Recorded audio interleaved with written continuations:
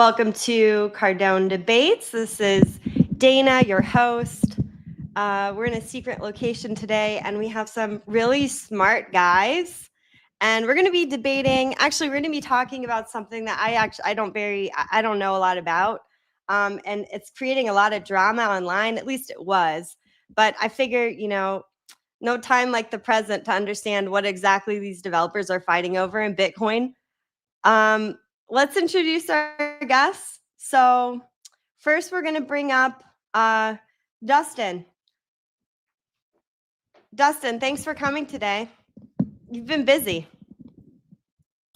I'm always busy, and but never too busy to settle the nerd debates. Like we are here to put an end to whatever it is these nerds are so worked up about. Like, we're coming. Wow, thank you, Dustin. Where can people find you online? Don't.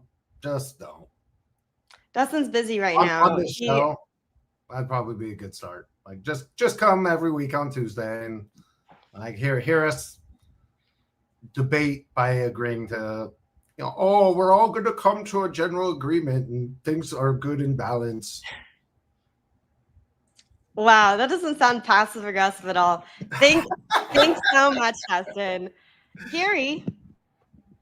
Hello, Gary. Yes. Welcome to your show. Well, if we started on time, I'd have been here on time. You know what? That's my bad. But leave it to a bunch of nerds to start off on, off time, having microphone problems. Why is it the tech people all have the technology problems?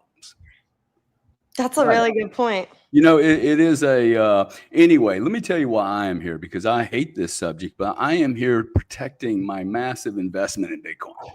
And I thought you guys actually had your shit together after 15 or 16 years. So I am really hope this is the last time I hear this argument.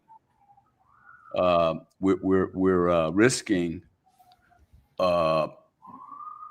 freedom to be able to put a picture on a block that can't handle billions of pictures. So I don't even know what we're discussing. Like, why are we arguing over something that's not built for a purpose? So let's roll. I just want to make sure Bitcoin doesn't get. I want to make sure Bitcoin doesn't get interrupted by a disagreement over perfection when you have really, really great, relatively speaking, to the rest of the options. So let's roll. Let's do it. I'm probably going to get educated. Thank you, Gary. Yes, ma'am, Dana. I will choose to interrupt you and everyone else here as I like. Yeah, I know. That's kind of your style. Hey, you know what? I saw a comment the other day. Somebody's got, when I left the room, because I leave the room sometime, a guy said, the guy's really rich when he can leave his own podcast. I thought that was awesome, man. See, that's the kind of freedom I want from Bitcoin. I'm surprised you didn't come back and start painting something, Gary. I'm waiting for you to pull out your colors and just start. You know what? This conversation, I might need to get my artwork out. Speaking of artwork, Gary, we got to get you here. I'm at PubKey right now. Check this out. This is where your signature is going to go. Oh, nice. Right on this wall. Nice. Well, you forge everything else. Why don't you forge that one too? Yeah, I can do that. Like this. Put it on the blockchain. This is Sailor's signature right here. Yep. I got it. Yeah, you can read it really well, I think. Yeah. Well, I'll just crawl into one of Sailor's pockets and sign my name. Okay. Yeah. Just bring up the other people. I think everybody's probably bored listening to you flirt with me. Okay. You know what? Chris, what a pleasure to have you representing Knots. Thank you so much for coming. Hi, Dana, Gary, Dustin, and everyone. Thanks for having me. I'm Chris Guida. I'm a Bitcoin ecosystem, Bitcoin and Lightning ecosystem developer and educator. And I'm here representing the not side of this debate right now. And Gary, I'm right there with you. I'm looking at the situation right now and going, this is, it seems like Bitcoin Core is trying to introduce a lot of concerning changes to Bitcoin, and I just want Bitcoin to be money. That's why I bought it. So I'm here to defend it, basically. Cool, Chris. And where can people find Chris, you online? hang tight, Go ahead, Dan. So, Gary. Chris, how long you been around? Like, how long you been in the space? I've been in Bitcoin since 2013, but I've been a Bitcoin developer since 2020, and I've been a professional developer outside of Bitcoin since 2010. Got it. What about- And just from my understanding, maybe the audience, this is why I do good shows, because I'm so dumb. I get to ask the basics. What does a developer mean, and what does a developer do? A developer is someone who writes code. So the programs that you run on your computer have basically like words, which is called code. And then in order to run the words, you have to run the words through a different program, which turns it into ones and zeros. And then the ones and zeros are what your computer runs, right? Your computer understands ones and zeros. So yeah, so the people who make the words that turn into ones and zeros are developers. So that's what I do. Got it. Thank you. Okay, so JC, thank you for joining us. Can you introduce you for us? Yeah, I'm JC Crown. I'm on the not side of the debate here with Chris. Got into Bitcoin. I mean, it's a hard question because there's like hearing about Bitcoin, starting to talk about Bitcoin. That happened for me, around 2010 actually, and then getting my first Bitcoin 2011. Kind of not really thinking about it very much. A little bit in between until eventually working full time in the space 2017. And I'm a Bitcoin consultant and educator. I've worked in almost every aspect of the industry: mining, exchanges, wallets, development. I've done Lightning infrastructure, et cetera, et cetera. My passion now is, Bitcoin generally, but Lightning specifically, and really any Bitcoin scaling is. I'm definitely a using Bitcoin advocate, so that's where you can find me. Cool, JC. Well, thank you for coming. Yeah, JC, thanks. The last one we have, Shams. Please introduce yourself for us. Hello, everyone. My name is Normies Shamble. So I'm a memer. A what? A Mia. He's a meme. A memer. So I'm a longtime Bitcoiner, and sorry, mic's far. So I've been in Bitcoin for about 7 years.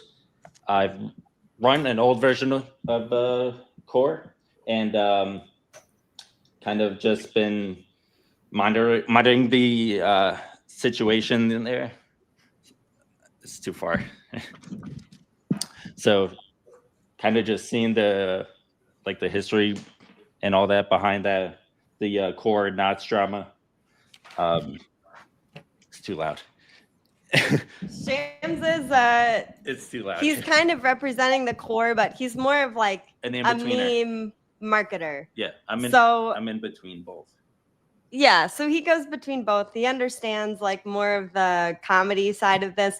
When we posted about this debate online, it seemed like there was so much drama around this. Like, I don't know if this is because Luke Dasher, like if this is Luke Dasher specifically, but why is there so much drama around, okay, are we going to use Core or not? It's like, can you guys kind of illuminate us on, like, us normies on why this is, there's so much drama behind what you're running for Bitcoin? Because like really this is a debate of Bitcoin and Bitcoin, but there's so much emotion behind it, and I really don't understand why, other than maybe the fact that there's more data that can be stored on Core, which then could lead to a whole corruption of like bad images and bad actors forcing us to store bad information on these blockchains. Is that correct? Is that kind of the baseline of this I can argument? I can kind of take this. So JC, maybe you can fill in for anything I miss. So core and knots are two different kinds of Bitcoin nodes. And so if you guys know, Bitcoin is a decentralized network. And the thing that makes it decentralized is that anyone can run one of these nodes. And so when you run a node, you're really a first-class citizen of the Bitcoin network. Nobody can tell you what to do, and nobody can control your behavior, and that's beautiful. And Bitcoin is sort of the order that emerges out of that out of that freedom and chaos. So there, but you don't have to run, right? Anybody can run as long as your node speaks the Bitcoin language, which is called the Bitcoin protocol, and as long as it's in consensus with the other nodes, meaning it's following the same rules as the other nodes, then you're a part of the Bitcoin network. But there are variations on that on the Bitcoin node that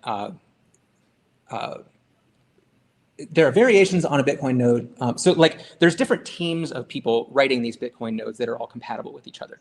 And so historically, there's been basically one team called Bitcoin Core, which originated with Satoshi. Bitcoin Core is sort of a direct descendant of the software that Satoshi released. But you don't have to run that, right? That's just the most popular software. And there's a newer team, which up until recently was just Luke Dasher, as you guys know, called Bitcoin Knots. And it's actually been around for a while. It's been around since 2010 or 2011, pretty soon after Luke just got into Bitcoin. And he just had a lot of differences with how he liked to do things from the Bitcoin Core team. And that just sort of reflects his philosophy of Bitcoin, which I think is actually closer to the philosophy of most Bitcoin maximalists. So like, for instance, we don't like spam. We don't like people trying to store data in the blockchain. And Luke has really been fighting this battle since the beginning because there's always been people trying to put sort of garbage into Bitcoin. And as you guys probably can guess, that makes it makes running a node more inefficient. It's harder to sync a node, initially if there's a lot of junk in the blockchain. And so, basically, recently. Chris, let me ask you a question. So you say, hey, if there's a lot of junk, has there been a lot of junk? Well, there's been periods of sort of what we call spam attacks, where people will just flood the blockchain with a bunch of sort of meaningless garbage transactions. And how often has that happened? It's kind of like every few years. But I mean, is it like 1% of the time, 30% of the time? We should know, right? I mean, it should be a.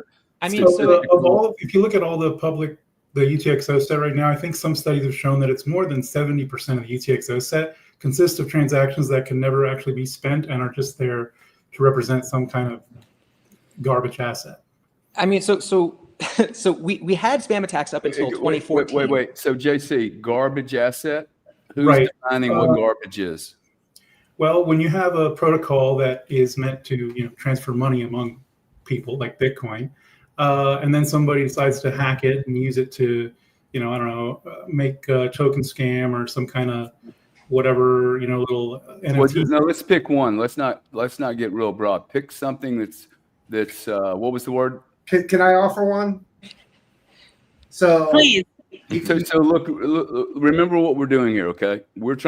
My interest in a debate is simply to educate the audience. They can go from there as to how they decide. Yeah. So the most popular type of spam is shitcoin meta protocols. These are token protocols that basically shitcoiners come in to Bitcoin and they launch these tokens, which are basically Ponzi's. As you guys know, they're pump and dumps. And they've been doing this since the beginning. And like I was saying, it came to a head in 2014, which is when we introduced Op-Return to try to make them go away. And that episode culminated in Vitalik Buterin basically leaving Bitcoin because the Bitcoin dev team was going to be hostile to all of the spam that he was trying to put on Bitcoin. And so that's why he decided ultimately to go and create his own blockchain. And things were peaceful for a decade. things were great. The shitcoiners were all on Ethereum and other places, and they weren't on Bitcoin.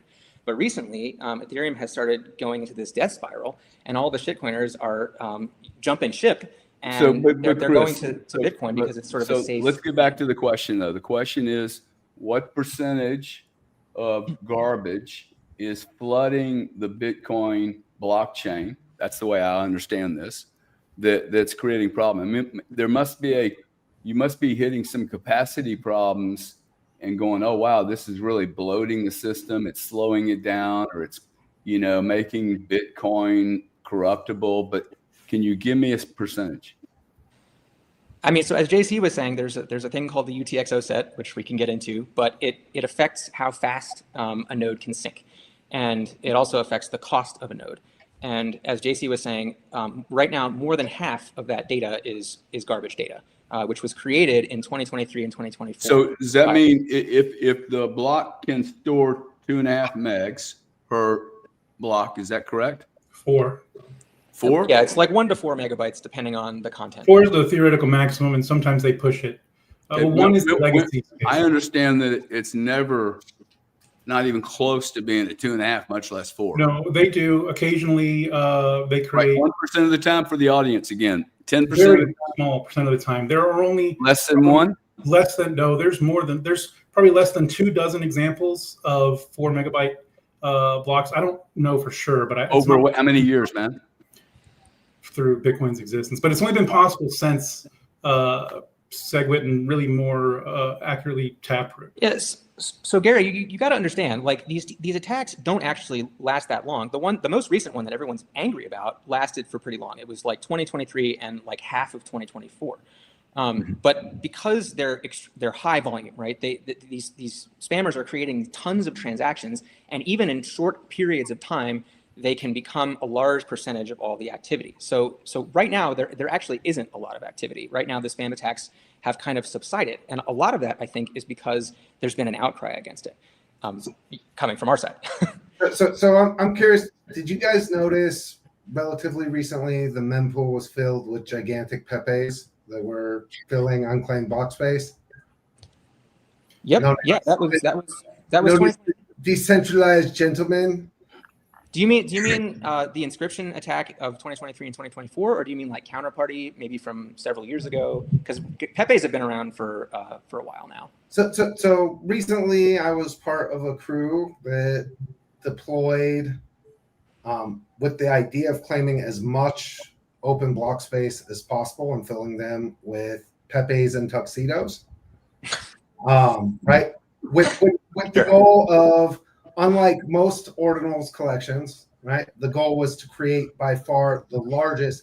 Now, what's interesting is it's the brainchild of somebody who's a block space maximalist. Mm-hmm. So, right, like his whole thesis is that block space becomes more valuable as Bitcoin becomes more valuable as time goes on, right? But there was so much empty space that, like, we did, I believe on launch, we did a full 4 megabyte cartoon magazine, and we're doing several full megabyte individual pictures that were uploaded as ordinals. And it was kind of an experiment to see like what the response was. Now, I'm guessing you guys are of the maximalist variety that thought that was awful. Right. And I'd say most people who have traditionally called themselves Bitcoin maximalists are firmly on the side of the NOTs implementation now. And there's a reason for that. It's not just about, any recent trend of, NFTs, et cetera. It's that, so Core has been showing itself over the last couple years at least to be drifting more and more towards, and we always kind of knew this would happen.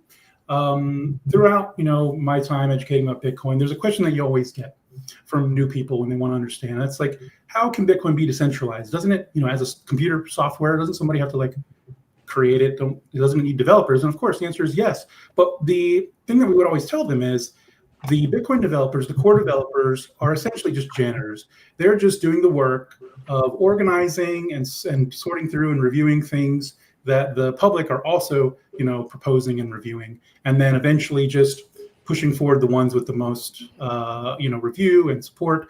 And that's always kind of how it was. They didn't have any power. They were just kind of, organizers essentially. And now it's kind of flipped. We're seeing more and more Core become comfortable with exercising their power and influence according to their own ideologies. And that's being reflected, unfortunately, in a way that is favoring Web3 VCs and other traditional crypto VCs, which have, not necessarily been good stewards of the space, facilitating a lot of, same kind of pump and dump kind of activity. We've seen now Jameson Lopp, an OG Bitcoiner that many of you may know, is invested in an application called Citria, which is focused around building essentially Ethereum-like properties into Bitcoin, making Bitcoin more like Ethereum. I don't know why anybody would invest in this, but because they've invested in it, not just Lopp, but many other Bitcoiners too, or Bitcoiners anyway, they wear the cape.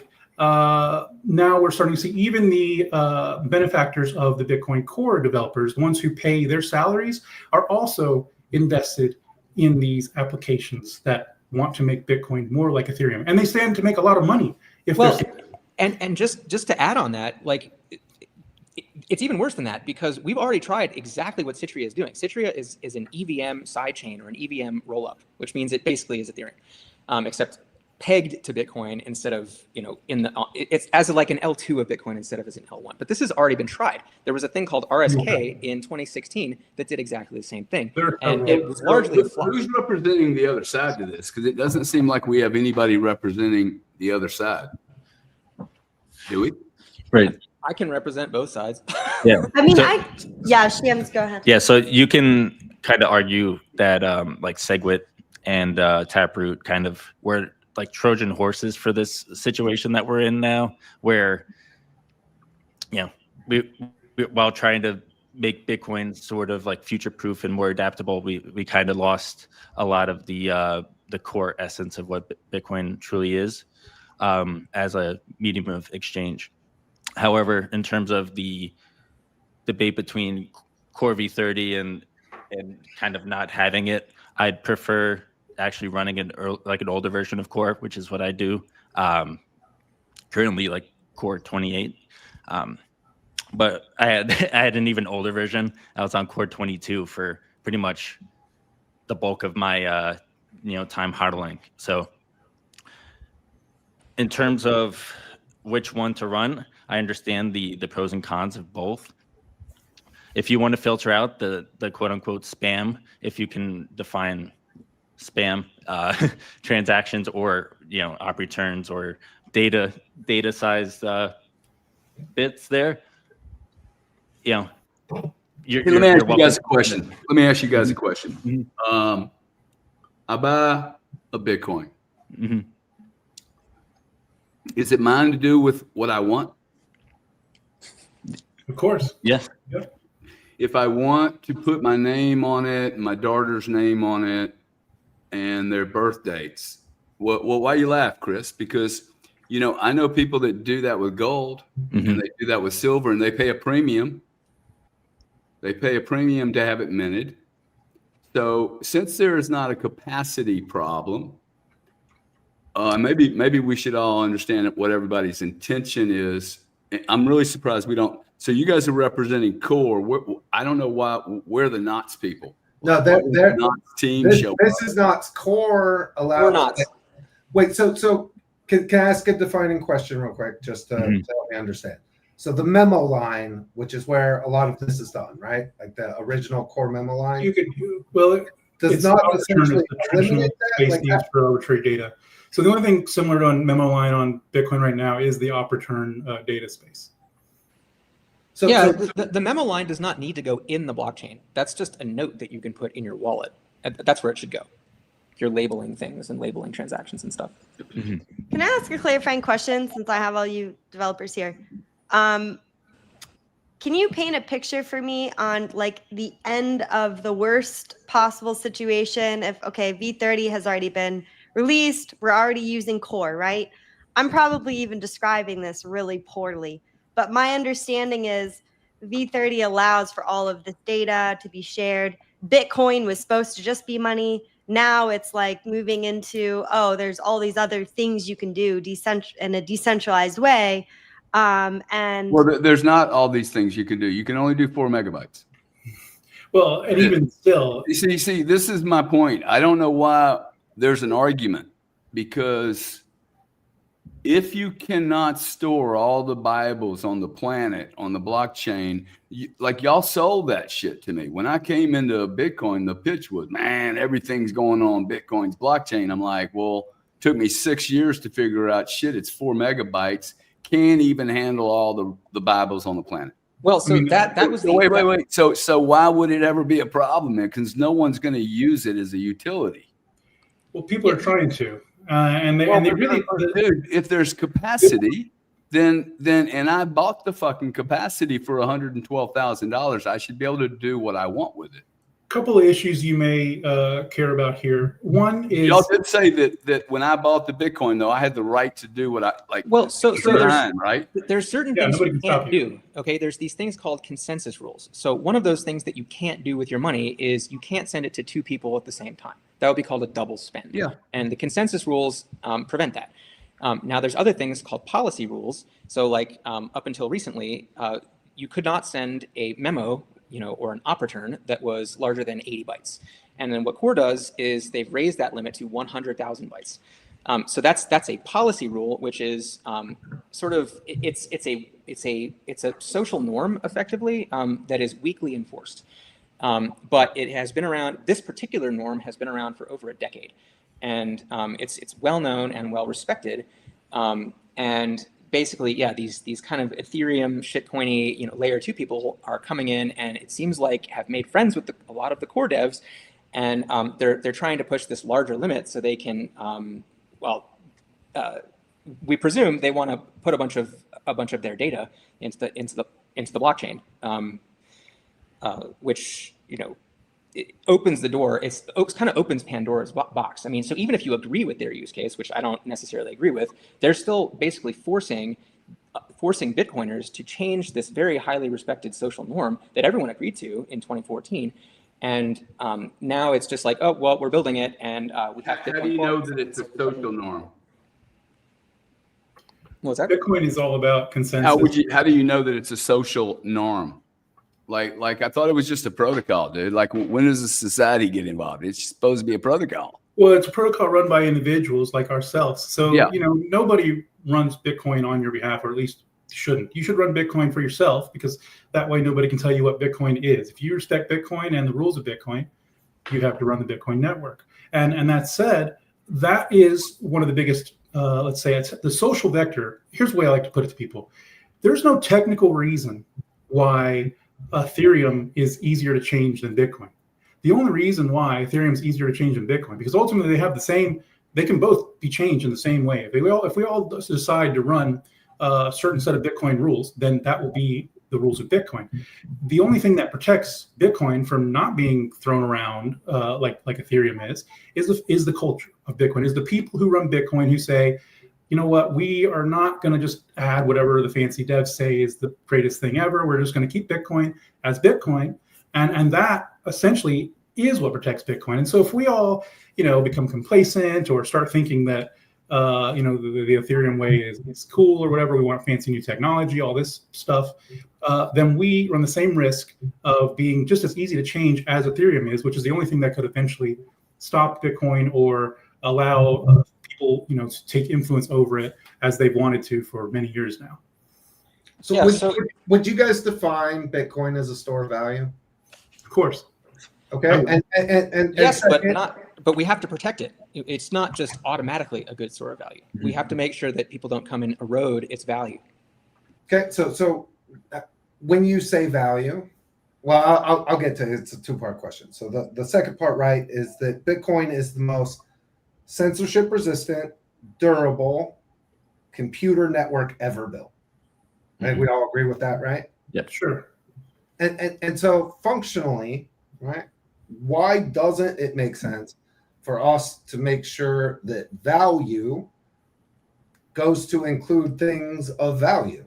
So, right, to me, if you've built and have the most durable network ever, frankly, I hope nobody is using Bitcoin to transfer money between exchanges, or in other ways, it's frankly slower and not nearly as quick or durable as a lot of other solutions. Why wouldn't we? Unless you use the Lightning Network. Yeah. Unless you use the Lightning Network. Mhm. Sorry. Yeah, Sorry, Bitcoin happens to be also the fastest of all the shit coins already because of Lightning. So Yep. so I guess I don't know. I mean, you can do it yourself. To me, it's just Bitcoin is not the easiest way for me to move money around the internet to do the things that I want to do anymore. It's just not. And maybe Lightning becomes a solution for that. But I have lots of systems in place that allow it to be almost instantaneous that are very helpful for me. But my question is, with this durable network, right, and so many other layers of competition, why wouldn't we want to store valuable information on the world's most censorship-resistant blockchain? Like, why wouldn't we want to take the stuff that governments are trying to censor us from? Why wouldn't we want to put the Great Library of Alexandria on the most durable censorship-resistant network so that we preserve the information that's important? Why wouldn't we want to do that? Because data storage is a completely different use case with completely different economics. And my opinion is that if people are using Bitcoin for data storage, they're actually getting a lot more value per unit of block space. And so it's basically it's an unfair competition between the data storage use case and the payment use case. And so now you just define why this is happening. Exactly. Yeah. The Okay? reason why there's no economic value. So yeah, like I think I should take all the fucking capacity. I think it's better than buying Bitcoin. But by the next but 10 years of all the 4 megs. But here's Y'all the problem. You laugh, but it's there. See, someone's going to do this. Here's No, the problem. Nobody will run it anymore. That data storage competes. You know what though, JC, when you say that, like, that's really scary. See, that's really scary when you're saying, oh wow, man, a bunch of people that may not even have the same incentives as I do. I have bought a lot of Bitcoin at $80, $70, $60, $100,000. And if they're in at 300 and they've never bought any more, or they don't even have any, and there's no incentives, and there's 4 megabytes to do something with, I can guarantee you it's going to get exploited. So I can explain those. So this is a parasitical use case, though. So data storage, like I said, what kind? It's a parasitical. Parasitical. Yeah. So what happens is if we allow most systems are parasitical, though. What's that? Most systems are parasitical. So the data storage use case is a parasite that can kill the host. So the host is Bitcoin as money. And if Bitcoin, and the reason why everybody wants to store their data on Bitcoin is exactly like you said, it's because it's the most secure place to store data. That much is obvious. But the reason why it's the most secure place to store data is because Bitcoin is money. And the reason why Bitcoin is money, as JC said, is because we have a Bitcoin maximalist culture that defends Bitcoin's value. And so you have this. If we level the playing, dude, I got to tell you, okay, you have 6 million coins sitting in institutional hands today, out of the 16 or 17 million that haven't been lost. You can't say that you're a subculture and making decisions. Like, that's not a It's not a subculture. It's the culture. It's Bitcoiners. That's what I mean. Well, you use the word like norm. I mean, normal is not having high schoolers argue over 4 megabytes, and you want to be a $20 trillion industry. It's a very unfair way to put it. So the thing, again, that protects Bitcoin is the culture, and that is the people who run the network. Now, if we didn't care about who runs the network, and we just let the devs do it, for example, then we wouldn't be any different than Ethereum or Solana or any of these other coins. And as soon as they want, or even, for example, there used to be a big social network called Steemit. I don't know if you remember that or how long you've been around. It was the biggest decentralized social network. It was a top 10 crypto coin called Steemit. It was proof of stake. And, people, it stored a lot of data because it was for talking like Twitter basically. And because of the fact that it stored a lot of data, it made it expensive to run. And since it was expensive to run, there weren't that many people who actually ran it themselves. And also because it was proof of stake, there was almost no point.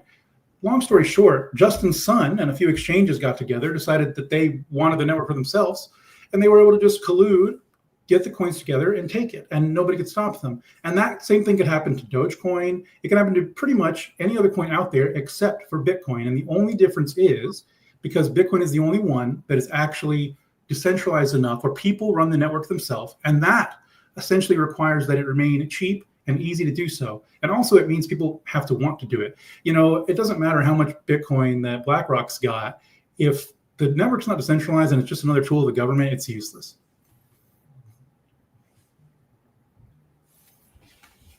Yep. And so all these people can come in and store data on Bitcoin, but that doesn't make Bitcoin more valuable. It actually makes Bitcoin less valuable because it competes with the payment use case. And so Bitcoin is valuable because it can be used for payments. And so if you can't use it for payments, if all of the block space is filled up with data, then Bitcoin becomes something that isn't money anymore. And then it's no longer valuable. So that's kind of somebody asked, like, what's the worst case scenario? That's the worst case scenario, is it's kind of like, like tearing off your skin and being like, well, look at all this demand for, there's all these bacteria and viruses that want to come and live in my tissue. And it's like, well, no, like they're parasites. You should protect that tissue and use it for human things, not for other things. So Bitcoin should be for Bitcoin things, not other things. By the way, real quick, there have always been a lot of nerds behind the scene arguing over every little tiny piece of Bitcoin. It's just usually not something that we see in the public. That's one of the great things about Bitcoin. On the mailing list and in other places where the developers get together, there are the most pedantic, silly seeming arguments about the smallest little things, but it's that attention to detail and that desire to be as good as we possibly can be, and to be as free as we possibly can be from vulnerabilities and bugs and any kind of damage to the network. That is such an asset to the network. We don't want to, the debate is healthy. So if the primary use case of Bitcoin is payments, how are they doing on that? I think very well. But now, go ahead, Chris. Yeah, it works really well, but I've been trying to push Bitcoiners to onboard merchants, especially their favorite merchants that they go to a lot, and to accept Lightning, because Lightning worked great. Dustin, I think you were saying, you haven't tried Lightning much. I would recommend Phoenix Wallet. It's awesome. It's my favorite Bitcoin wallet ever, and Lightning is instant. So if you accept it as a merchant, it's not like if you guys were around in 2015, you used to have to wait for a confirmation, but now you don't, because Lightning is just instant. So you can just give the customer the product and they can immediately walk out. So that works great right now, especially since the fees are low, since the spam attacks are, there's a momentary break in the spam attacks right now, and so I've been saying, hey, now's our chance. Let's go onboard as many merchants as possible to Lightning, because it works really well. But Bitcoiners are there's this kind of like old meme, I think, that needs to die, which is that you have to hold your Bitcoin and you can't ever spend it. And I just think you can never really make Bitcoin money if you never spend it with merchants that are accepting it directly, and it will always be dependent on the US dollar, right? If you always have to sell Bitcoin into dollars in order to spend your Bitcoin, Bitcoin can never be independent of the dollar system. Mm-hmm. So if we want to destroy there's another very obvious reason why most people don't spend Bitcoin or have a desire to spend Bitcoin. It's because they don't have any Bitcoin. You have to have Bitcoin first before you want to spend it. So, the average person. Touche, that's a good point. Didn't think about that. Doesn't have much Bitcoin in their pocket, and they're thinking, oh man, I wish I could use my Bitcoin to buy my groceries. So that automatically changes. The more people that are holding Bitcoin and using it as a savings vehicle, the more people, even like my own mom now, who has started to realize. She tells me the other day, because my family, very like Dave Ramsey types, very financially traditional conservatives. They've been for a decade now telling me, they won't listen to me on Bitcoin. Now they're hopefully seeing that, maybe there's something to this by now, but, extremely conservative. My mom finally says to me, for the first time the other day, she finally decides she wants, because I've been giving her Bitcoin, but she finally says, like, you know what, I'm going to start moving my money markets and stuff over to Bitcoin. It's the only asset that's actually making me money. I don't care what they say. It's the only asset that's making me money. And my mom is not like a very financially savvy individual. She doesn't think about this stuff, but it's easy to see, humans are very good at recognizing what's valuable and what's not. And over time, everybody begins to realize that Bitcoin is the most valuable asset. And as that happens, everybody starts having Bitcoin. As that happens, everybody starts wanting to spend Bitcoin. Wait, real quick, because I want to expound on something. I think it's again good to break it, which is, JC, you brought up like the culture that protects Bitcoin, and I actually agree with that.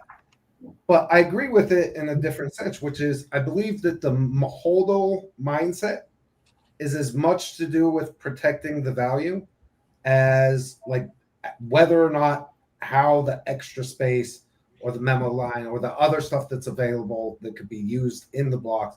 I think the culture of protecting it is actually about, and I know this is going to frustrate, right? But Lightning is not functional for all. For what?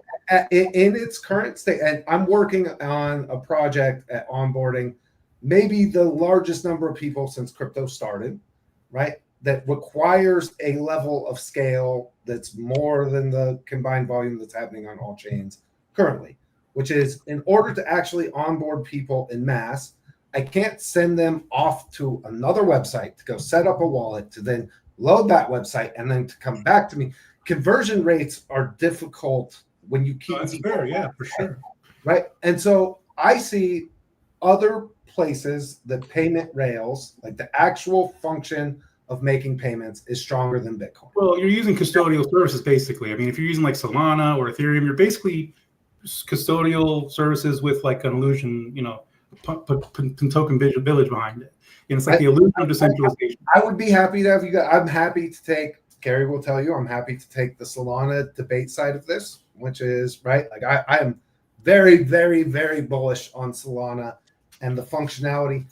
I don't think it's a competition to Bitcoin specifically because I see Bitcoin's value as the ultimate savings vehicle, right? To me, Bitcoin is the ultimate because I know I can put what I put into it, I can save that, and it's going to grow in value over time because of all of the genius that went into the original building of it. But I don't see why, if I view Bitcoin as a savings, because I don't see, I will just be honest with you, I do not see it as a payment vehicle in its current form. There are other chains that are way ahead of that. What I see it as is savings. I also would love to be able to save the most important information that I don't want the government to censor from me or to take out of society or out of AI training data. I see that as also a savings vehicle that has value, that would be value add long term. And the other question that I have, if we're, and maybe this is where the fundamental disagreement happens, which is if we took away the attempt to try to make Bitcoin payments and focused on what it's best at, which is store value in savings, doesn't the network have more than enough capacity to handle the current load? I mean, right now the mempool is unbelievably open and empty so much of the time. That's not an unfair argument, Dustin. The problem with it, though, is that nobody is going to use Solana for payments. The only reason they're using it for payments now is because, you know, there's a huge gambling use case on Solana or at least there was. I know it's struggling right now. Wait, who's using Solana for payments? Are there like merchants that are accepting Solana? I don't think. Yes. I mean, only to the extent that there are people who have Solana. I've got friends that gamble and stuff, and they've got, you know, the same thing I said about Bitcoin. If you happen to have a bunch of Solana because you were gambling a bunch on Solana, then sure, you want a place to like dump your Solana. But nobody thinks, you know, hey, you know what? I want to give to my children when they're older a bunch of Solana. Like that's just, we don't even know what Solana is going to be in 10 years, much less, you know, less than that. They run that network at a loss. The validators don't make money on Solana, and the tokens are going to continue to lose value. There's no, it doesn't have any staying nice power. Crystal ball you have there, because it's not, I mean, that way. This debate isn't about that, but we can get into this. I can appreciate that you guys are happy with your ultimate safe. Like it's worked out from you. Like for everybody in Bitcoin, I get that you're like, I can just disregard everything else that is happening everywhere else and just say it's not nearly as good as Bitcoin because that ivory again. I think some of that protects Bitcoin. I'll admit, like that culture of snobbiness that is disgusting to every normal person, right? Like has a layer of protection. I get it, right? And to be honest, I can even appreciate it, but to completely disregard, right, the weaknesses that Bitcoin. I think what you guys identified correctly is Bitcoin doesn't work if it tries to be everything that Ethereum is. Doesn't work if it tries to be everything that it doesn't need to. Right. And it doesn't preclude those other things from having value that you probably are not aware of, because you know that you can just focus on Bitcoin and make money there. You're right. Bitcoin doesn't compete with those things, but where you're wrong is that those things have value that will last over time. We'll totally sideline the debate if we go into the shitcoins thing, because I mean, so in 2020, my tagline used to be the Bitcoin maximalist who knows more about DeFi than you do. I worked in the 2017, 2018, a lot in the crypto space, and kind of got to see how the sausage was made and have a lot to say on it. So when I'm talking about like Solana's viability long term, I don't mean like, oh, I just think it sucks. I mean, there's a lot of really obvious reasons you could point to, which we don't have time to get into now, which would make me never want to hold that for any long period of time. But anyway, let's debate back to it's a much more fun debate. I have on numerous occasions been willing to take on any Bitcoin maxi and debate Solana, even though like I'm on Gary's like platform, and so I'm always at like the built-in disadvantage. I'm okay with that. But the point that I'm getting at, right, is that Bitcoin is to me, it started the revolution based on some really fundamental baseline values that we shouldn't be afraid to expand to other places that are currently in jeopardy. And so to me, my broader worldview is very close to like the cypherpunks originally, in that I'm worried about government censorship. I'm worried about the manipulation of AI training data, right? Which I think becomes more important and more valuable over time than even payments or savings.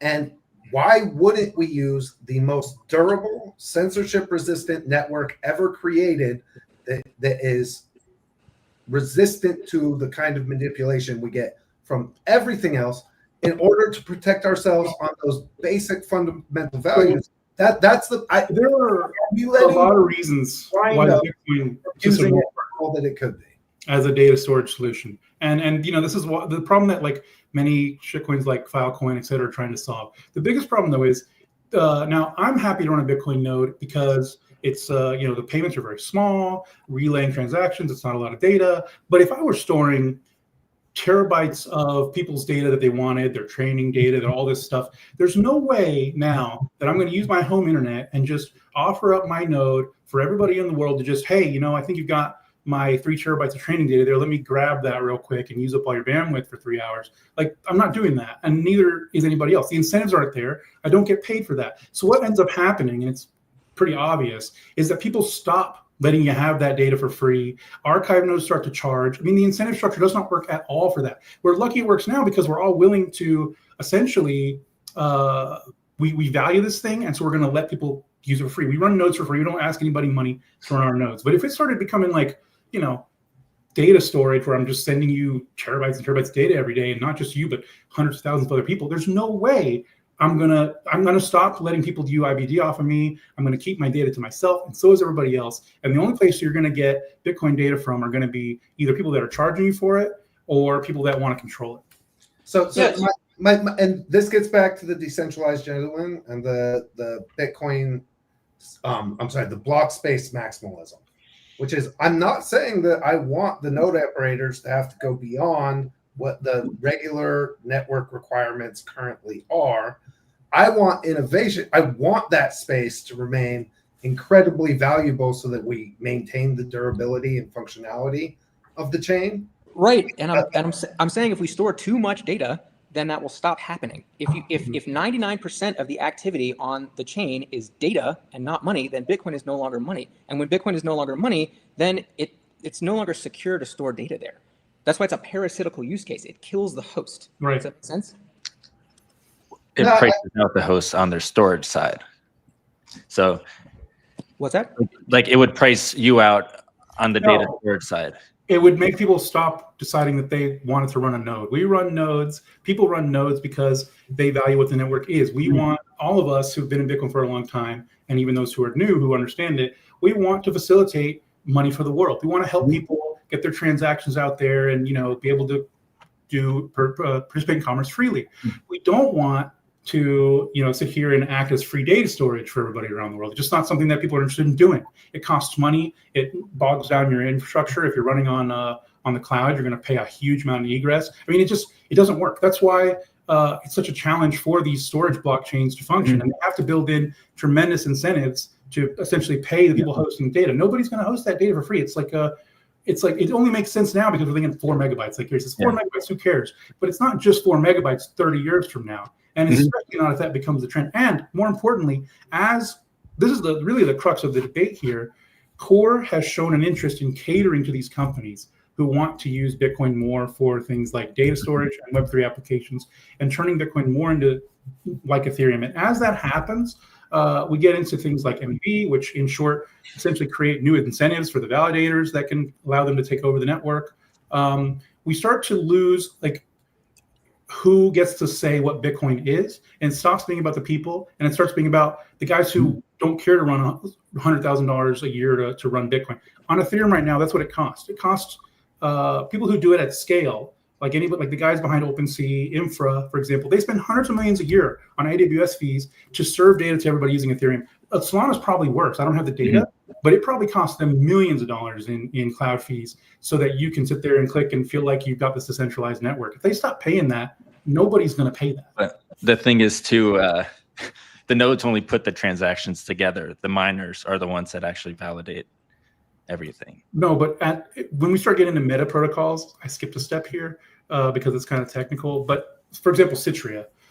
Citria wants to use the data space on Bitcoin to create second layers above Bitcoin, which will have separate validators doing roll-up schemes, et cetera. And in those, they hope anyway, that if people start to use their scaling solutions, you're no longer using Bitcoin anymore. Now you're using layers on top of Bitcoin that are contrived and not necessarily linked to Bitcoin at all in any real way. And as that happens more and more, you start to cede some of the influence over what the blocks even should be to those validators instead of to the miners.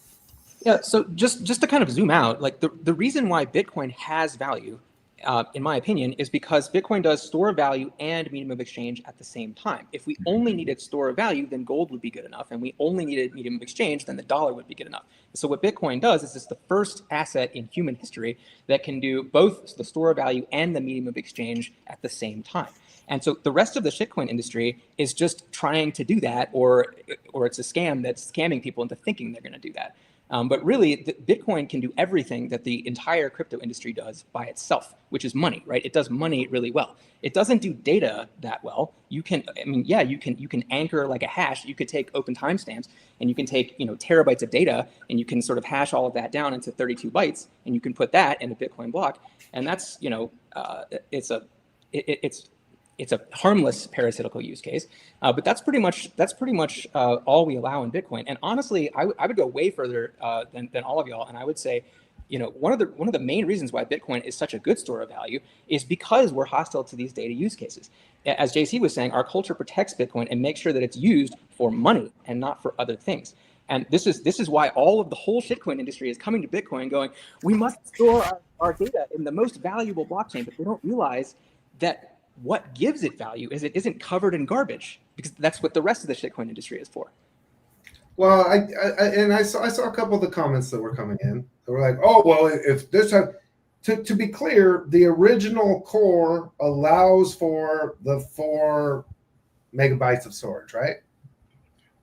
Originally, it was 1 megabyte. Actually, originally was less. But yes, the blocks can be up to 4 megabytes right now. Right. So that's only after segment. What again? Just to be clear, the people who want to allow that to continue are not suggesting changing Bitcoin to allow things. They did. That's it's using the current version of the core is a huge change. It's using the current infrastructure to be able to add additional benefit. But it's a change, to your point. They changed it so previously, if you were running core version 29 or any other Bitcoin node, almost. When chronologically are we talking about? Well, Core V30 just came out this month. So anytime before this month, if you wanted to send a transaction with more than 80 bytes, it's 80 bytes of arbitrary data in it. Anything more than that, or is it 83? It would be rejected by most of the other nodes any core node, any NOTs node, pretty much a majority of the nodes would reject that as an invalid transaction or a non-standard transaction, which is invalid, or just won't relay it. But now with V30, since this month, they change it to where instead of 80 bytes, you're now allowed to put up to 100,000 bytes. So from 80 to 100,000. And now if you're running the new core, anybody that wants to include up to 100,000 bytes of data, which can be a big old picture or whatever you want it to be, anything you want, all of those nodes will relay it and share it and get it to the miners for you, as previously they wouldn't. So that is a huge change from the way it was before and the way it is now. And that's why there's this uproar against it. So can we put this in like real terms? So how much to take the entire Bitcoin chain, like how much total data does that represent currently? Less than a terabyte, I don't know exactly, probably around 800 megabytes, if I had to guess. And how just gigabytes, sorry. That might sound like a big number to people. I would encourage them to go into Walgreens and just try to see how much it is to store 1 whole terabyte of data. With the current upgrade, how much in 5 years or 1 year can you? Now that we've gone to 100,000 bytes, like what? Oh my God! The best way to look at it. We actually talking about like if we go to the store right now and buy a laptop under $1,000, and even some of them under $2,000, it's going to have like 500 gigs to a terabit on it. Those laptops, this regular laptop, almost half of them can't hold Bitcoin already. That's too much. This is in America where I live. You go to the store, you buy an $800 laptop, half of them already can't store Bitcoin. That's if you use your whole new laptop to try to put Bitcoin on it, right? So you want this thing to be as small as possible. When we ask the question, how much security is enough security, or how easy is easy enough? The answer with Bitcoin is always as much security as possible and as easy as possible. We need these transactions to be as light as possible to avoid censorship. We need the nodes to be as easy as possible to run to avoid censorship. We need as much security as possible to run censorship. There's not a limit where it becomes good enough. It's just we want to painstakingly pay attention to every little detail to optimize this thing so that it can last for 1,000 years and more. We want this thing to be forever. And so when we're looking at how we design it, we can't, there's no such thing as enough. We have to optimize it completely to the bit. But you're looking at it in today's terms in terms of storage, right? So sure. In the future, people are going to be looking at terabits like how we used to look at floppy drives. That's not a reason to. We still have Bitcoin transactions. Most of them are under a floppy disk's worth of data, and that's a good thing. Even though floppy bytes are ancient, we want it to be as efficient as possible at all times. I just want to point out that the size of the blockchain is not the bottleneck here. The big bottleneck is the size of the UTXO set, which is a crazy name for all of the outputs that haven't been spent, right? So basically, all of the addresses with all of the money that they currently contain. So if that starts to get too big, then it starts to become hard to sync a node. So even though the blockchain, is 800 gigabytes and it's still going to grow at most 4 megabytes per block, right? So there's sort of a limit on how much it can grow. But that's not the problem with removing the operator limit. The problem is that there was a big spam attack in 2023 and 2024 where this UTXO set thing, which is it's a different thing, but it's sort of more sensitive, right? Bitcoin Core has almost sort of a vulnerability here, and there was an attack that tripled it and made it really, really just a rough experience to run, especially like a merchant node. But that attack could get a lot worse. So that was 3.5 gigabytes per year attack on the UTXO set, but the limit is like 50 gigabytes per year. And so if there was some kind of state attacker, some kind of well-funded attacker, you could see the UTXO set expanding a lot faster. And so so that's the bottleneck, right? The bottleneck is all of this junk is especially poorly designed shitcoin meta protocols, like ERC20, that bloat the UTXO set and make it slower and more costly to run a node. So eventually the fee structure prices them out, right? So they'll run out of capital. That's what happened with the Taproot wizards. I mean, momentarily, right? But the thing is, those fads have ended because Bitcoiners have come out and said, we don't like this stuff. And so, the shitcoin meta protocol designers are saying, well, maybe we shouldn't design our new meta protocols on Bitcoin because the Bitcoiners are hostile to our use case. And so, if they break our protocol at the last second by filtering something, then we're going to lose all our money. So the other chains, Ethereum, Solana, all of that starts to look a lot a lot friendlier for those people, and that's what we want. That's what we did in 2014. We basically just went to war against these spammers, and we won. So I mean, we're just going to do the same thing again. And I guess that's why Brain said he's not going to node when he commented yesterday. Who said that? Brain. Oh, do you guys know who? Did you guys see him on the post when I posted the debate with all you guys? There was a lot of heated people. Like, I can't believe how inflammatory this topic still is. But they don't come up. They don't come up to debate. So they're hot bags of air. Hey, let me ask you guys a question now on these nodes. So I've been encouraged to run a node, and that I would be a good Bitcoiner if I ran a node. And then I ask questions. Well, how much economic clout does my vote have as a Bitcoin acquirer? And by the way, I actually think the suggestion that we should be using Bitcoin as currency right now to buy potato chips is insane. Okay. Absolutely insane. I disagree. Well, that's why disagree. we're having this discussion. Good. You can disagree all you want after I present my case. But to suggest that Bitcoin could handle 52 million merchants and actually accomplish anything without destroying its brand, I don't think you guys really understand what scaling looks like. Bitcoiners tend to talk that they can scale the planet, solve every problem in finance, in governments, and war, and you're $2 trillion business, dude. It's like, it's so, look, you don't get adoption this way. You get adoption to Joe Retail when the price of, they're spending Satoshis. They're not spending Bitcoin. Okay. This store of value needs to occur. The Satoshis right are now. Bitcoin. And the purchases that you're seeing are between large transactions, institutions. I think that is an awesome use as currency, okay, as a form of really hard collateral, near perfect collateral. Not Bitcoin is not perfect money.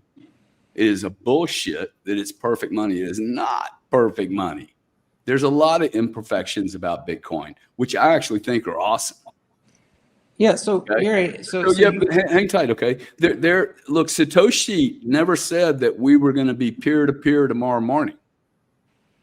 Y'all seem to think all this has to happen in 2025. If that is true, then Bitcoin has been a massive failure, and I will take that up with Booth and Dorsey. What are you guys talking about? No one has ever scaled unless you took advantage of the user. No one has ever been able to scale the planet with a credit card like this or any other form of currency or communication. Not in history. It took Visa, MasterCard 52 years, dude. Right. yeah. Okay, So this is a decentralized protocol, which is problematic because you have no sense. You're arguing over stupid shit right now. Actually, this conversation has made me more nervous over my holdings in Bitcoin than I've ever had. Really, this should not even be in the topic of discussion because I don't think my node is equal to Coinbase's node. Okay, Well, so we now, I haven't even accomplished anything by running a node. If I don't have the same economic vote or value that a Coinbase has, because I don't move my Bitcoin around, I'm using them to create great wealth, and I'm betting against the fiat system. That's enough for me to spend $20. Hang tight, Chris. For me to spend $20 with you, and you're not going to give me a discount relative to the cost for you to process a credit card, dude, I deserve a 15 to 20% discount because there's no refunds, there's no transactions, there's no middlemen, there's certainty, pure, unadulterated certainty, and you're treating it like a US dollar. I think you're pissing on Bitcoin by using it for small transactions. If I buy a company, I'm buying it at a discount because I have fucking $4 million of collateral. Bang, I'll buy your company right now. The bids are 6 with fiat. You might be able to close in a month or two after due diligence, or you can do a trade with me for $4 million. Yeah, Here- I'm not spending it on potato chips, dude. Let me say briefly, if the central banks and the institutions and the exchanges were in And control, if everyone wanted to do that, by the way, excuse me, JC, if you gave people money to go spend their money on Bitcoin, you would have a failure, man. It couldn't process it all, dude. The merchants would be bitching. yeah, Gary. two things. Real quick, Chris. One thing I want to address first, though, is the notion that like Coinbases have all the power when it comes to the what is Bitcoin or the Bitcoinness of Bitcoin. If the institutions had all the power and defining, No. I just said that their node is more powerful than my node. That not all nodes were. So look, there's 2,000 people in here. Most people don't understand this conversation. So my role is to help educate. Yeah, no, Gary, what's a node? Gary, if we were governed from the top down in terms of money, there would be no such thing as inflation. Countries like Venezuela and others, they would continue to be able to prop their currencies up forever. But ultimately, it comes down to we're not talking about we're talking about Bitcoin. Sure, yes, You Bitcoin, can't say Bitcoin's better because Venezuela failed. Ultimately, the individual people, and it's hard for this to register with some because institutions like BlackRock and the Coinbases, they do have a lot more Bitcoin than your average Joe. But collectively, people decide the money that they value. And so collectively, it is the JC, that was not my question. My question was, does Coinbase's node have more value than my node? Gary, I think there's I think you've broadly misunderstood what Bitcoin is about. It came out of the cypherpunk movement from the 80s and 90s, where people were trying to create stateless money to eliminate trusted third parties from money. This is the only way that you can overthrow the fiat system. This is the only way that you can actually impact the world in a positive way. Is if we sort of defund all of the central banks at the same time.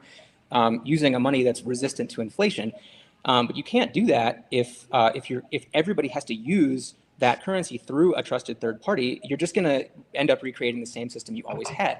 And if Bitcoin can't be a good medium of exchange, this goes back to what I said earlier. Then what benefits does Bitcoin have over gold? Gold is also a really great store of value, but it has a flaw, which is that everybody likes to store their gold in banks because it's harder to self-custody. It's hard to self-custody. And it's really convenient to make these IOUs for gold that became dollars, and then the dollars became fiat. Okay, guys, I know the flaws in Gary, you're right, by the way. When it comes to saying people don't understand what scaling is, people have no idea what it takes to scale. Bitcoin, I will tell you something. Bitcoin people, you people have the least understanding of scale. I've been in 5 industries, dude. Energy, payments, fraud, okay, in 3 countries. And I'm telling you, like, you guys don't it took 52 years for Visa and MasterCard. Just the endpoints alone, the servers that sit there and talk to the individual people, those don't even scale. I mean, the companies that scale like Visa, like AWS, they've got servers, dedicated servers that they spend millions of dollars on all around the world. They have to put up everywhere just to scale. Bitcoin is the opposite of that. So it is, when people talk about real scaling, it's a huge problem. But now when I think of Bitcoin scaling, I'm not one of the people that thinks that we need to, do all these things to make it just super easy for everybody in the world to use Bitcoin for free. That's crazy to me that it can never happen. It's ridiculous. If somebody wants to use Bitcoin, Bitcoin has to be worth it enough to them to use it. They need to take, whether it's the money or the time or the energy, the motivation to choose to use that asset. And a lot of people will. I'm an example of that. There are many others. I've been living on Bitcoin for at least the last 8 years. And it's not because anybody, pushed me into it. It's because it's what makes the most sense to me. I actually find it easier to spend Bitcoin than fiat, because I don't have to move it around all these gate-kept institutions everywhere. So for me, I mean, and I think that I'm not alone in this. I think people just don't know the difference. And that's fine. They'll learn it if they want to learn it. And if they don't, they won't. I think naturally people eventually go to the best. And it is the best. It's not perfect, like you said, but it's definitely the best. I think it's easier than you might even think, Gary. And I have a question. Did you guys signal yes for Taproot? I did, but I regret it. I did, and I don't regret it. But I think we should fix the problems that came out, and that's what Knots is trying to do. Because, I mean, it did make Lightning payments pretty more accessible, I guess, with the smart contract angle. Yeah. Phoenix Wallet, the one that I recommend to everybody, uses Taproot. So, hey guys, what do you guys think the size of the credit card industry is in the United States? when you say that you can handle the Bitcoin, I mean, Visa and MasterCards are coming into this space, right? So, and you guys seem to think that people are going to walk into J.C. Penney's with their Bitcoin wallet and buy a T-shirt. Not tomorrow, but eventually. They can tomorrow if they want to. When is eventually? When is eventually too long where it's a failure? Whenever anybody wants. I can do it right now. If I want to go, Cool. No, I can do it. I can do it today. And if you want to, you can do it today. Okay. Yeah, Can you answer the question though? Can you answer how much revenue is generated in the industry that you want to disrupt? I mean, because your theory is, hey, I don't want to deal with MasterCard and Fiserv and Bank of America. How big is the industry that we're disrupting? The whole world. They can use MasterCard. The reason the American credit card debit market, man. That's what I'm talking about. $3 trillion. When I say I live off $3 trillion. Okay. When I say I live off Bitcoin, I do. But every month I pay off. I'm not talking about you living off Bitcoin. See, you guys are a little myopic, dude. We're talking about 8 billion people like me. Okay, I know you guys think I'm weird, but I actually am probably one of the more normal people. Gary. So in a generation or two, Bitcoin is going to be used by everybody for everything, but it's going to take a while. We're two generations. That's 40 years, right? In the future, right? Okay. It's definitely not going to be soon. Right? I agree with you there, dude. 2 generations. Now it makes sense if we put time frame in this. Oh wow, we got 40 years to do this. Okay. I mean, I think it could be. Justin, have you ever thought about that Bitcoiners were saying it's, 40 years, they're going to give us 40 years? I don't hear it that way. I hear it like it needs to happen tomorrow morning. Oh, I don't agree with those people. And I check my crystal ball, and I have it's very cloudy tomorrow, much less 40 years from now. Put it this way, I think anybody who wants to use Bitcoin for payments today can, and it'll certainly be able to meet that demand.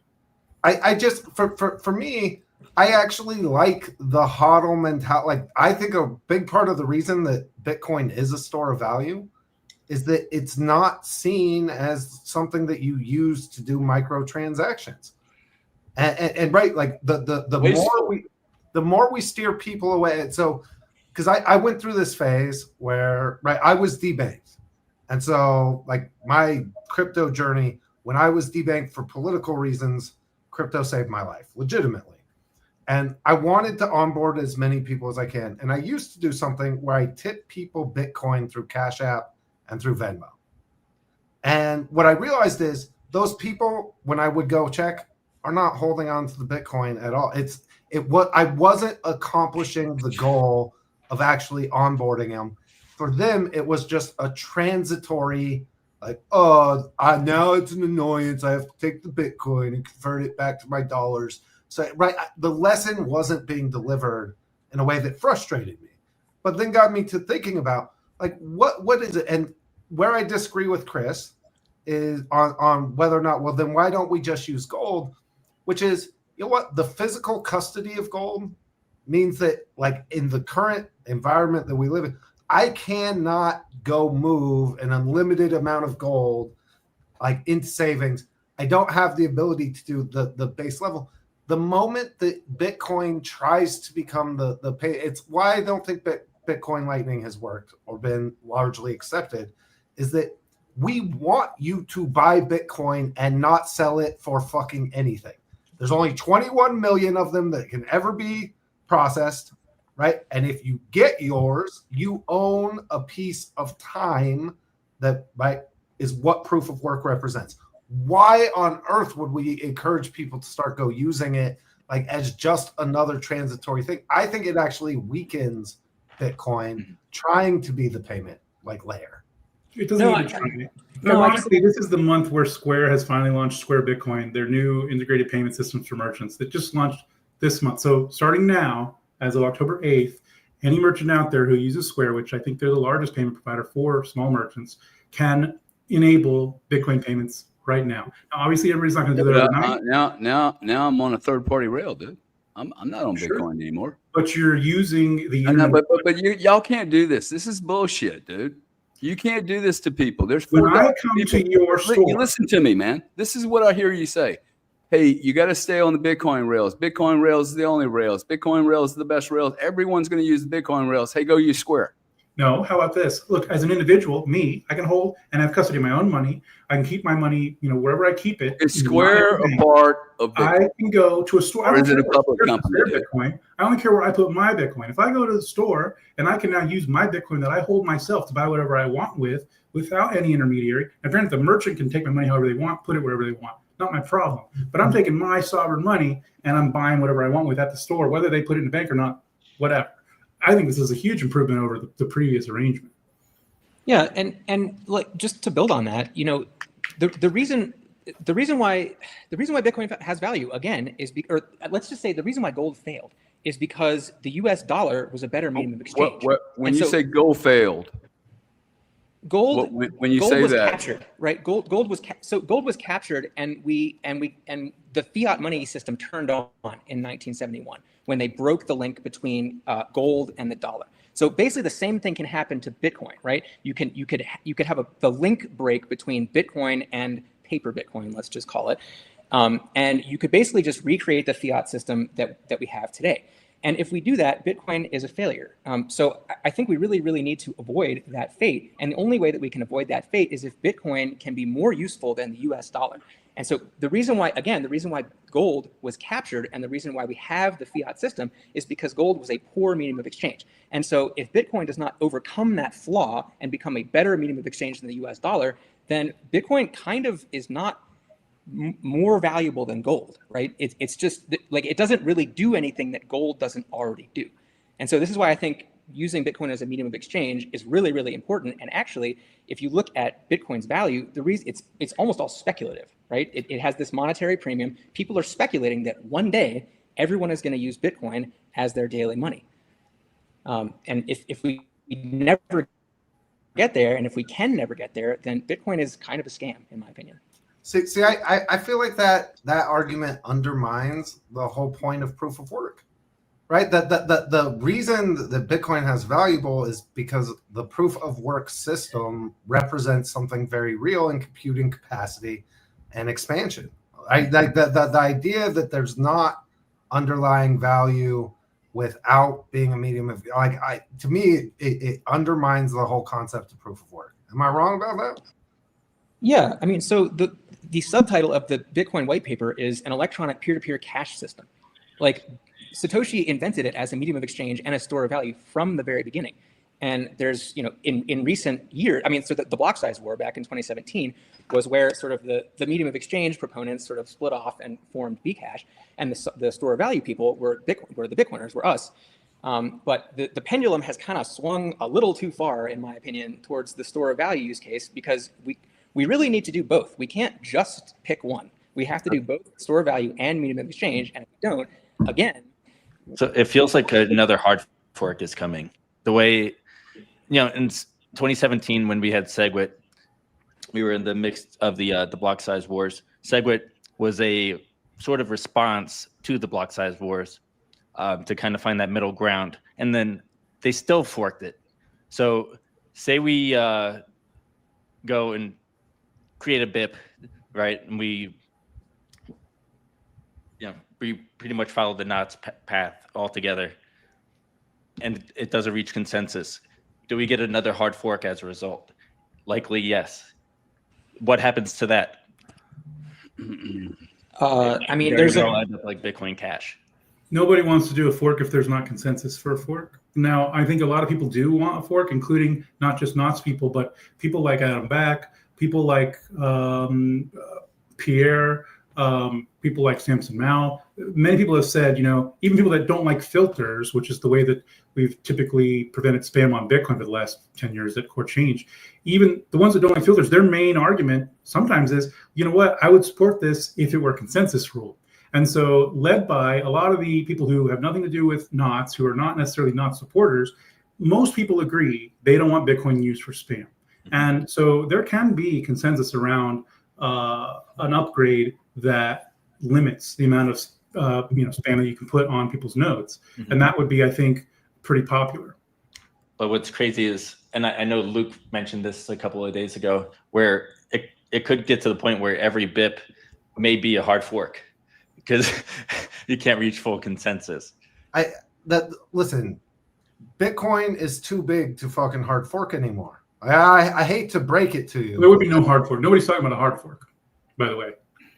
Yeah, if we do change the consensus rules, it'll be a soft fork, which is the backwards compatible kind. So It's old nodes. basically adding new rules on top of what already exists, tightening what's already there. Yeah, that's the only way you can sort of reliably change the rules of Bitcoin is you have to bring all the old nodes that don't update along with you on the same fork. If you don't do that, then yeah, you're going to lose.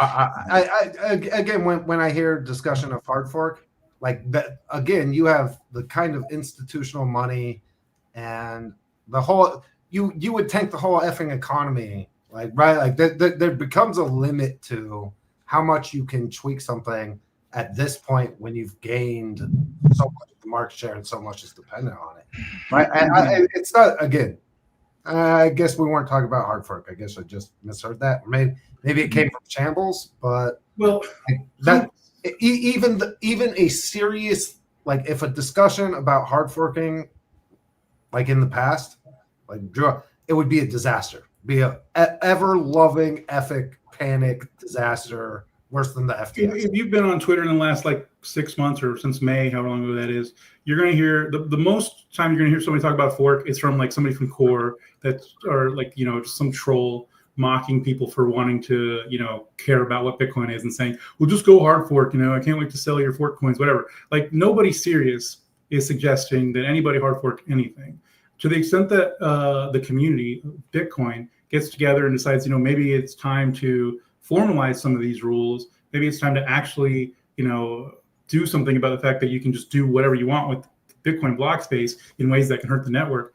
To the extent that that's a popular issue, which I think it is, even beyond the Knots camp, there may be soft forks which add new rules on top, basically make it where if you're a miner and you mine spam, you're going to get orphaned.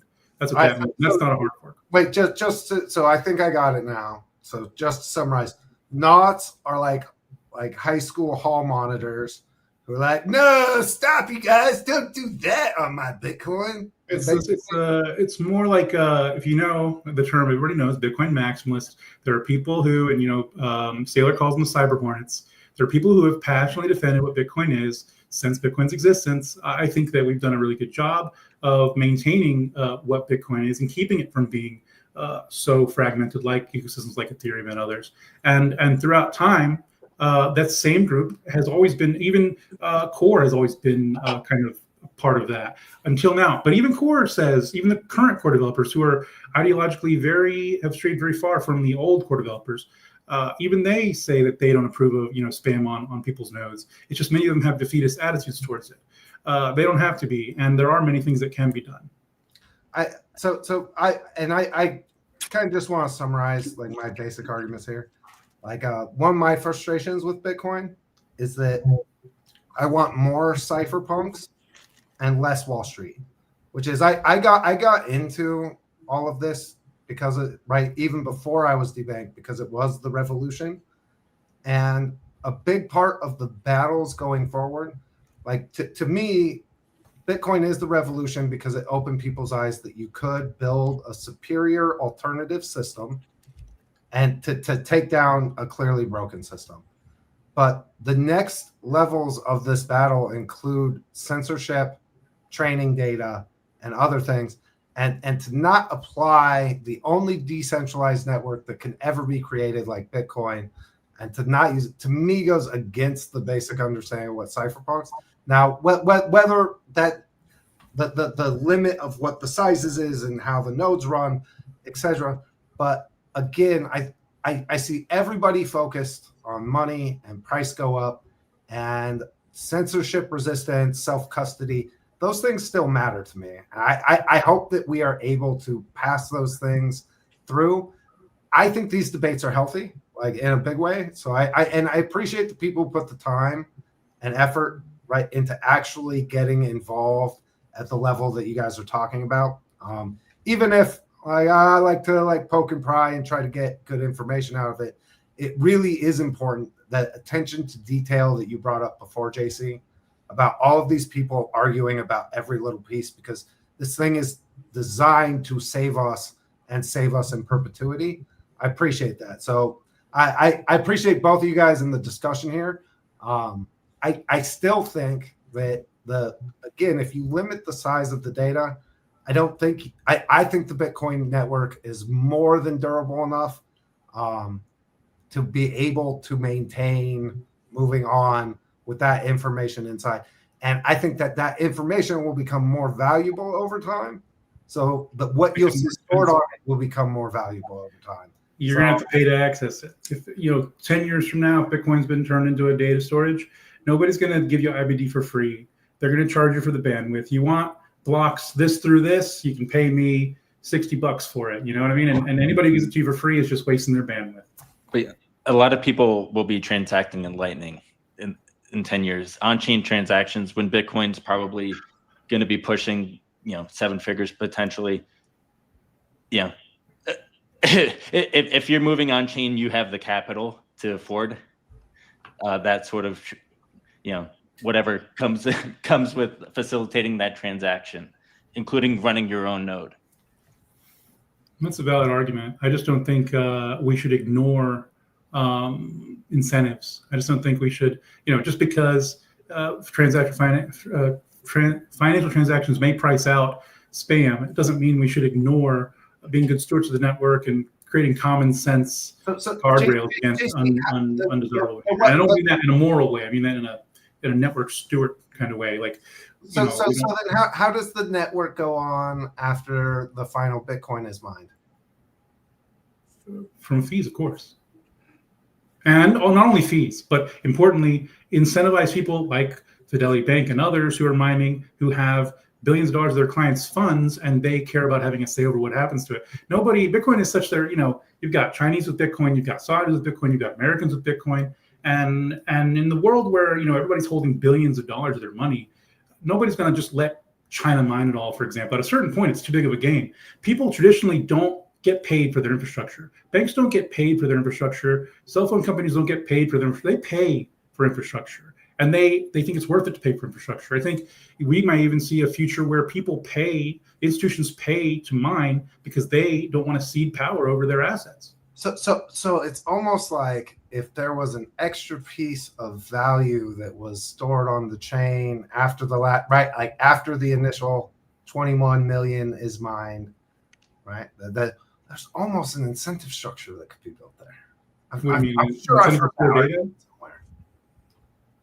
You mean, and especially in 2025, when people talk about like, hey, why don't you let these people fill the blocks with junk? It's paying miners. Like, I don't care. I'm not mining. I'm running a hard drive that's getting full of that junk. I don't get paid for it. It's 2025. We don't have an incentive problem for fees right now, and we do nothing for the blockchain to just fill up the hard drive today. It doesn't affect me at all.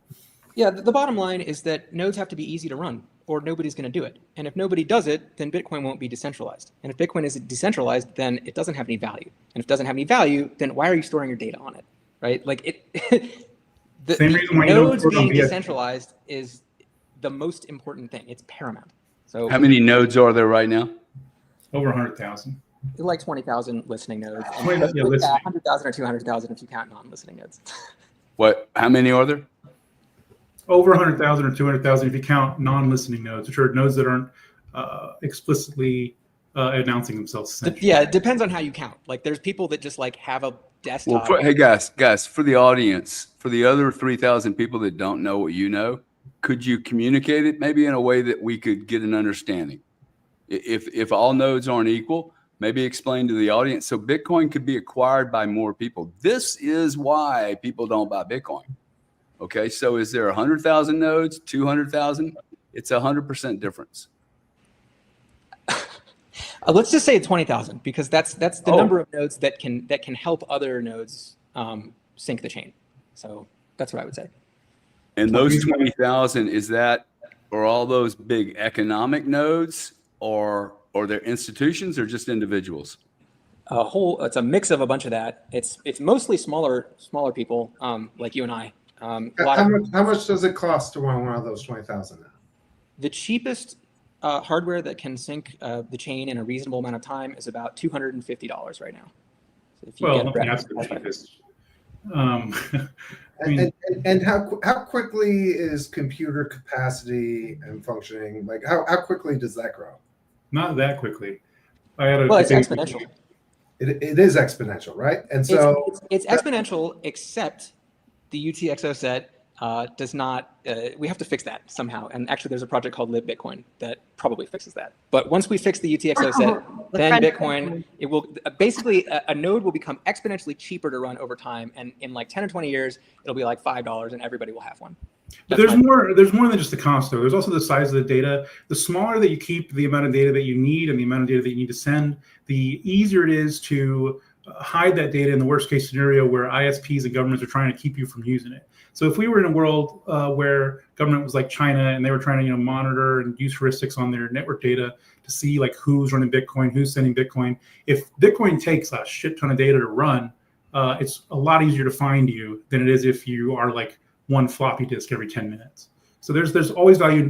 Being as small as possible is always valuable. Small doesn't scale. I mean, it scales, just not as fast as you want. You have to be patient. You got to get more clever to scale without using a lot of data. Yeah. But by the way, for the record, the internet started in the 60s. Okay, the internet is also decentralized tech, and it took like 30 years to get to mass adoption. So What is the internet? What is the internet? That's another whole topic. I love that video with Katie Kirk. What is the internet?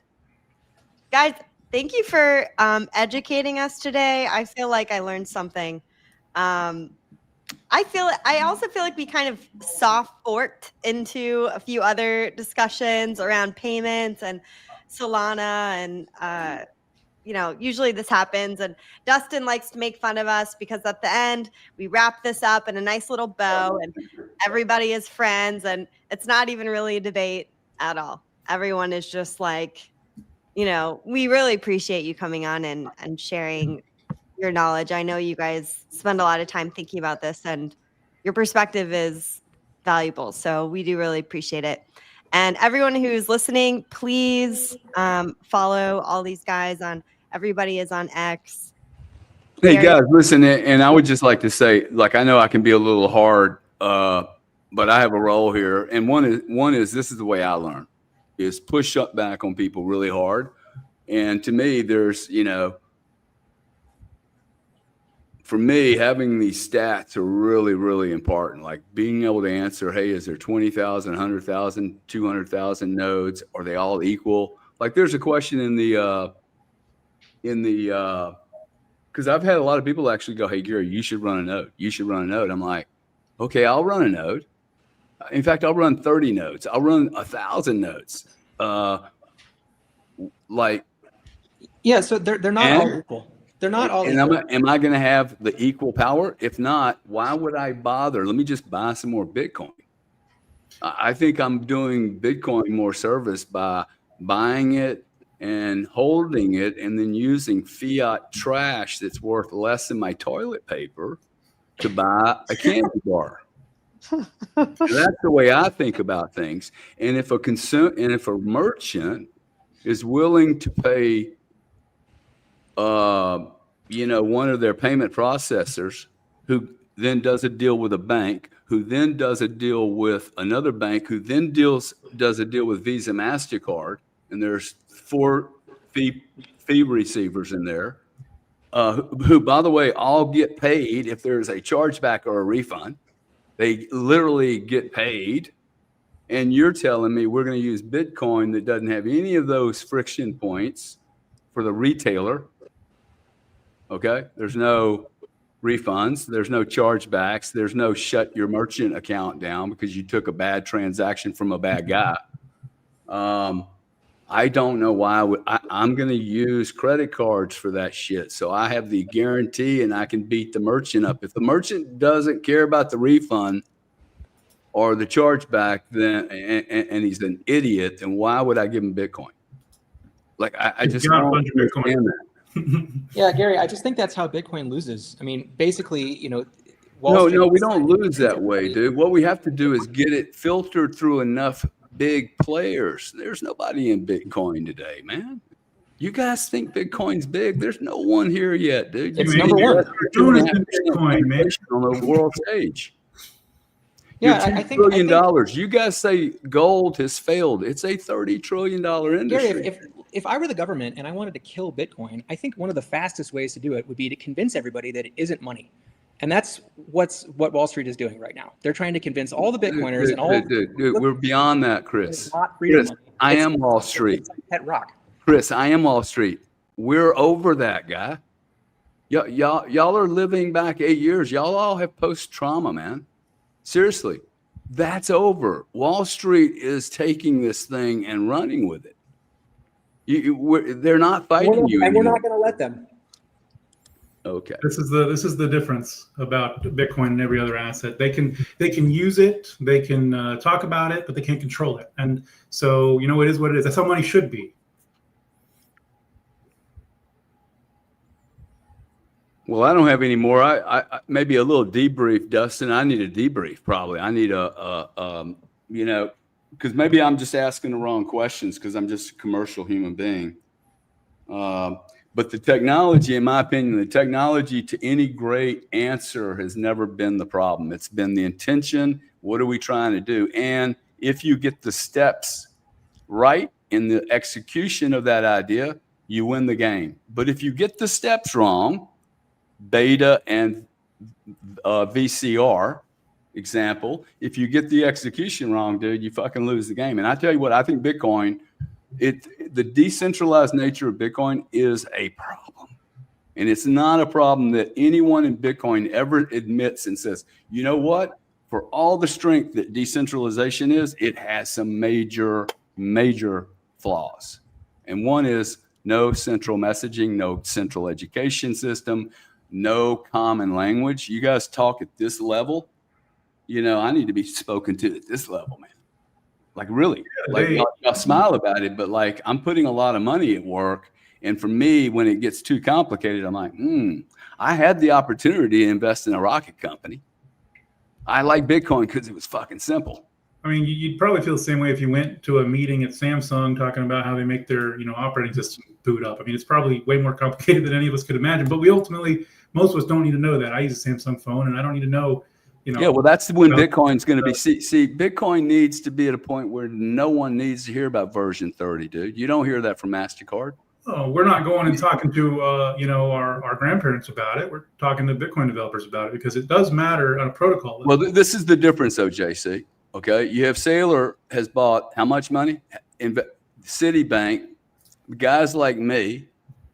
And now we're hearing some people that we don't quite understand talk about, hey, we might fuck up Bitcoin because we don't like the way this thing's going.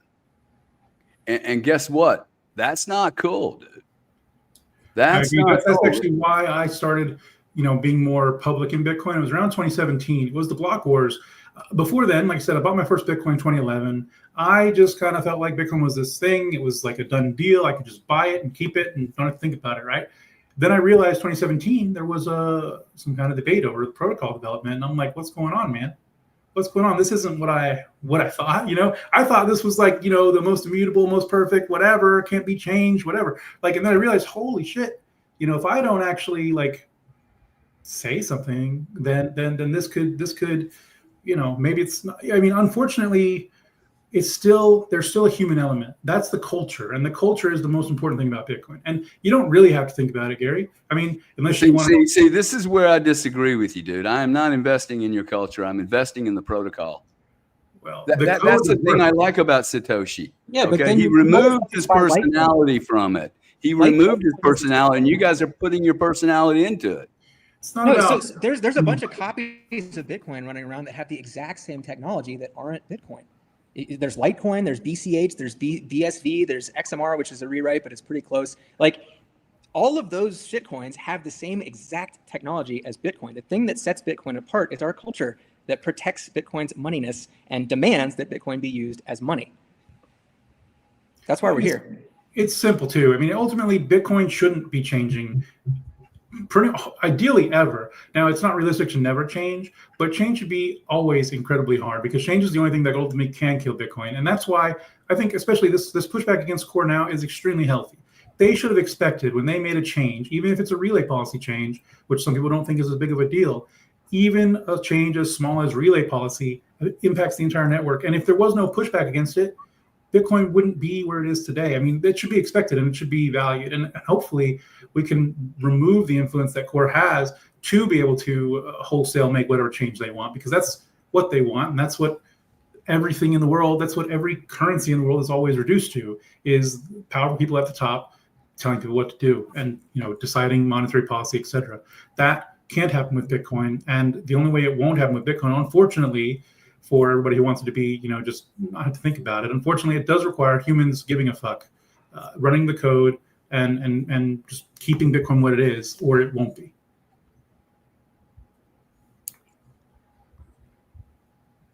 All right, guys. Well, again, thank you for coming. If you don't know about PubKey in New York, you guys should check it out. It's the first Bitcoin bar, and they have another one opening up in DC. Gary, you gonna come visit sometime? Maybe.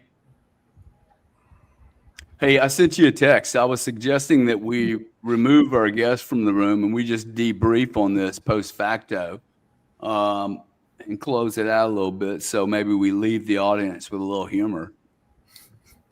Oh, okay. Well, we can do that. So, No, I haven't heard enough from Dustin on his viewpoint. I'd like to have maybe off the record conversation. Okay, so we're gonna do. I really appreciate everybody coming, and I appreciate your expertise, and I like the tension. Okay, I like the. I hope you guys feel like I wasn't disrespecting you. I'm not meaning to do that. Me too. I love disagreeing with people respectfully. So thanks for having me on. Cool, dude. Thank you. I thought it was Thank fascinating. you, Chris. Thank you, Shambles. Thank you, JC. Anytime. So, Dustin, where do you fall out here? Because you've been in this space longer. You and Dana have been in this space longer than I have. I get, like, when they get, I hope my brother doesn't hear this conversation. I think these kind of conversations make people like me a little nervous. So, because I do not want to invest in a culture. Like, I have never heard Wall Street say, hey, we're building a $8 trillion culture. Dude, I'm not investing in a culture. I'm investing in tech, in protocol, in no culture, actually. So these internal debates, it's interesting because there is a friction. If you're decentralized, that means you have to kind of have these discussions in open, open, which I think is a healthy thing, right? Like, overall, I think we should be willing, and it's good for people who want to figure out what the F is going on to, like, be able to jump in and have opinion. Part of the issue is I'm not super deep in the weeds. I'm deep enough in the weeds that I understand what's going on. I didn't want to represent a big part of the second part, which is one of the reasons that, like, I'm pretty excited, like, that I think Bitcoin should store not just any random information, but that block space will get more valuable over time if you allow that, is that after the mining horizon, something else has to incentivize the running of the network. That there has to be value. But I understand it's not that expensive to run. So that's the other thing that's, to me, a complete jerk off here. If it only costs $250,000 a year to run one of these things. No, but again, the miners are what really run, right? The miners are the ones who are solving the blocks, like the proof of work, the concept. They're the ones solving it, and at some point, their financial incentive runs out because all of the Bitcoin is mined. I think we have one more halving. That's 100 years from now, though. Like, I'm not worried about 100 years, right? Is it 100 years? Yes, 2140 or something, dude. It's a monster amount of time. You Is it? I look, might be mixed up on that. Then. Oh, it's a long time. I thought maybe there's like the wind down period, but I thought we were only one or two more like legit halvings before it basically goes to close. No, you still have 4% of the Bitcoin to be mined. 4%. You can do. I think it's 2138 or something, man. But Dana, look it up on the thing. But look, the culture thing is a problem for me. Yeah, 2140. And I don't have to worry about what's going to happen in 2140, okay? Because I look at that and go, hey, look, I don't know anything. The U.S. The other thing I don't like that these guys do, and by these guys, because I do think I didn't want to come here because I think this is a dum-dum, but actually now that I'm here, I'm glad we did it because I think you're dealing with a communication and they are a culture. Like they do, like, and I have been a part of a company that was 12 people and then it was 1,200. And dude, the culture at 1,200 was no longer the culture at 12. We had to behave different. We had to learn to communicate different. We became public and I couldn't, wear my t-shirts and, just walk around my flip-flops. Right. I mean, I had to kind of like change. I had to grow. I had to mature into the role. And I'm sorry if you think, that you're a cyberpunk and you can just dress any way you want. I mean, you can, but if we're going to bring 8 billion people into here, I think we have to communicate with them. And I saw very little attempt to even communicate at my level. I kept saying, hey, man, you have to bring it down for me. And I also don't like, hey, there's not questions are not being answered. This is what I hated about XRP. Okay, this is when I knew XRP was bullshit. And I'll say that because not one question was answered. I would ask a question and no answer. The question is my node as good as Coinbase's? And the answer is no, because I don't use my node. I'm not using it heavy duty. No, dude, it's exactly. See, you think your node is exactly as valuable as Coinbase's, and it's not. Yours is probably more valuable than mine, but I don't ever use it. What I don't understand is they're not all equal. Not all nodes are equal.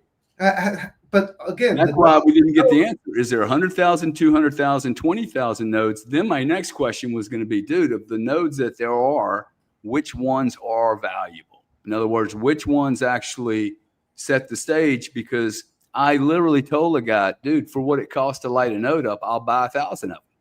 And then they all laugh at me. I'm like, you told me you wanted me to run nodes. I said, I'll do 1,000 of them. And now you're saying, well, they're not really going to be like valuable. You can't. Well, if I have 1 billion fucking nodes all over the place and there are a bunch of Danas, are we really decentralized? Because I don't think I'm going to have a vote, and I don't think you're going to have a vote, dude. So and this thing about, hey, you're decentralized on Bitcoin, use Lightning. Huh? Dude, I thought you'd tell me Bitcoin could do everything. Hey, Bitcoin's not ready, use Square. Well, you just conflated the conversation. You want me to go to Square because it's run by a young guy that didn't come out of TradFi, but you don't want me to do business with Jamie Dimon because you don't like him. I get insurance with Jamie, by the way. I do want to say, I see you guys in the comments, and right. And listen, I'm not trying to rip these people apart behind there. I'm just saying this is a struggle for me. And I think it's a struggle for everybody that's like me. They go, wow, what am I buying into, dude? There's also this really interesting thing of people who've been around since the earliest days, right? It's always fascinating for me to relive the debates around 2014, right? The whole Craig Wright stuff and Bitcoin Cat, all of the other stuff that we've seen. It's interesting to go back. I'll be honest, I don't fully understand it, nor do I have time to fully understand it, which is I have enough to play around with it. Right? I've been around for a long time, but always kind of on the periphery. But I know that it's not the payment solution, right? Like right now, if I ask somebody to transfer me some Bitcoin, like, dude, they have that 30 minute to 20, I guess 10 to 30 minute window where like, where's my money? Like for people in like, but it's like scary. It's scary, right? And so I don't see it as like the end solution. I really don't. And Dana, you're muted. We couldn't hear you when you were talking just then. But still muted.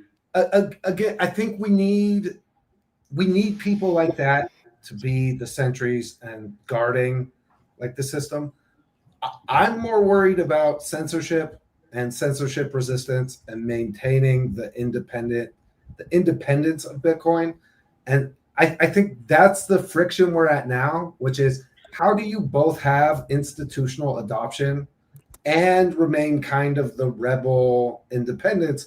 And I think that's where a lot of this friction is coming from internally within the community. Dustin, I was just asking you, can you hear me now? Yep.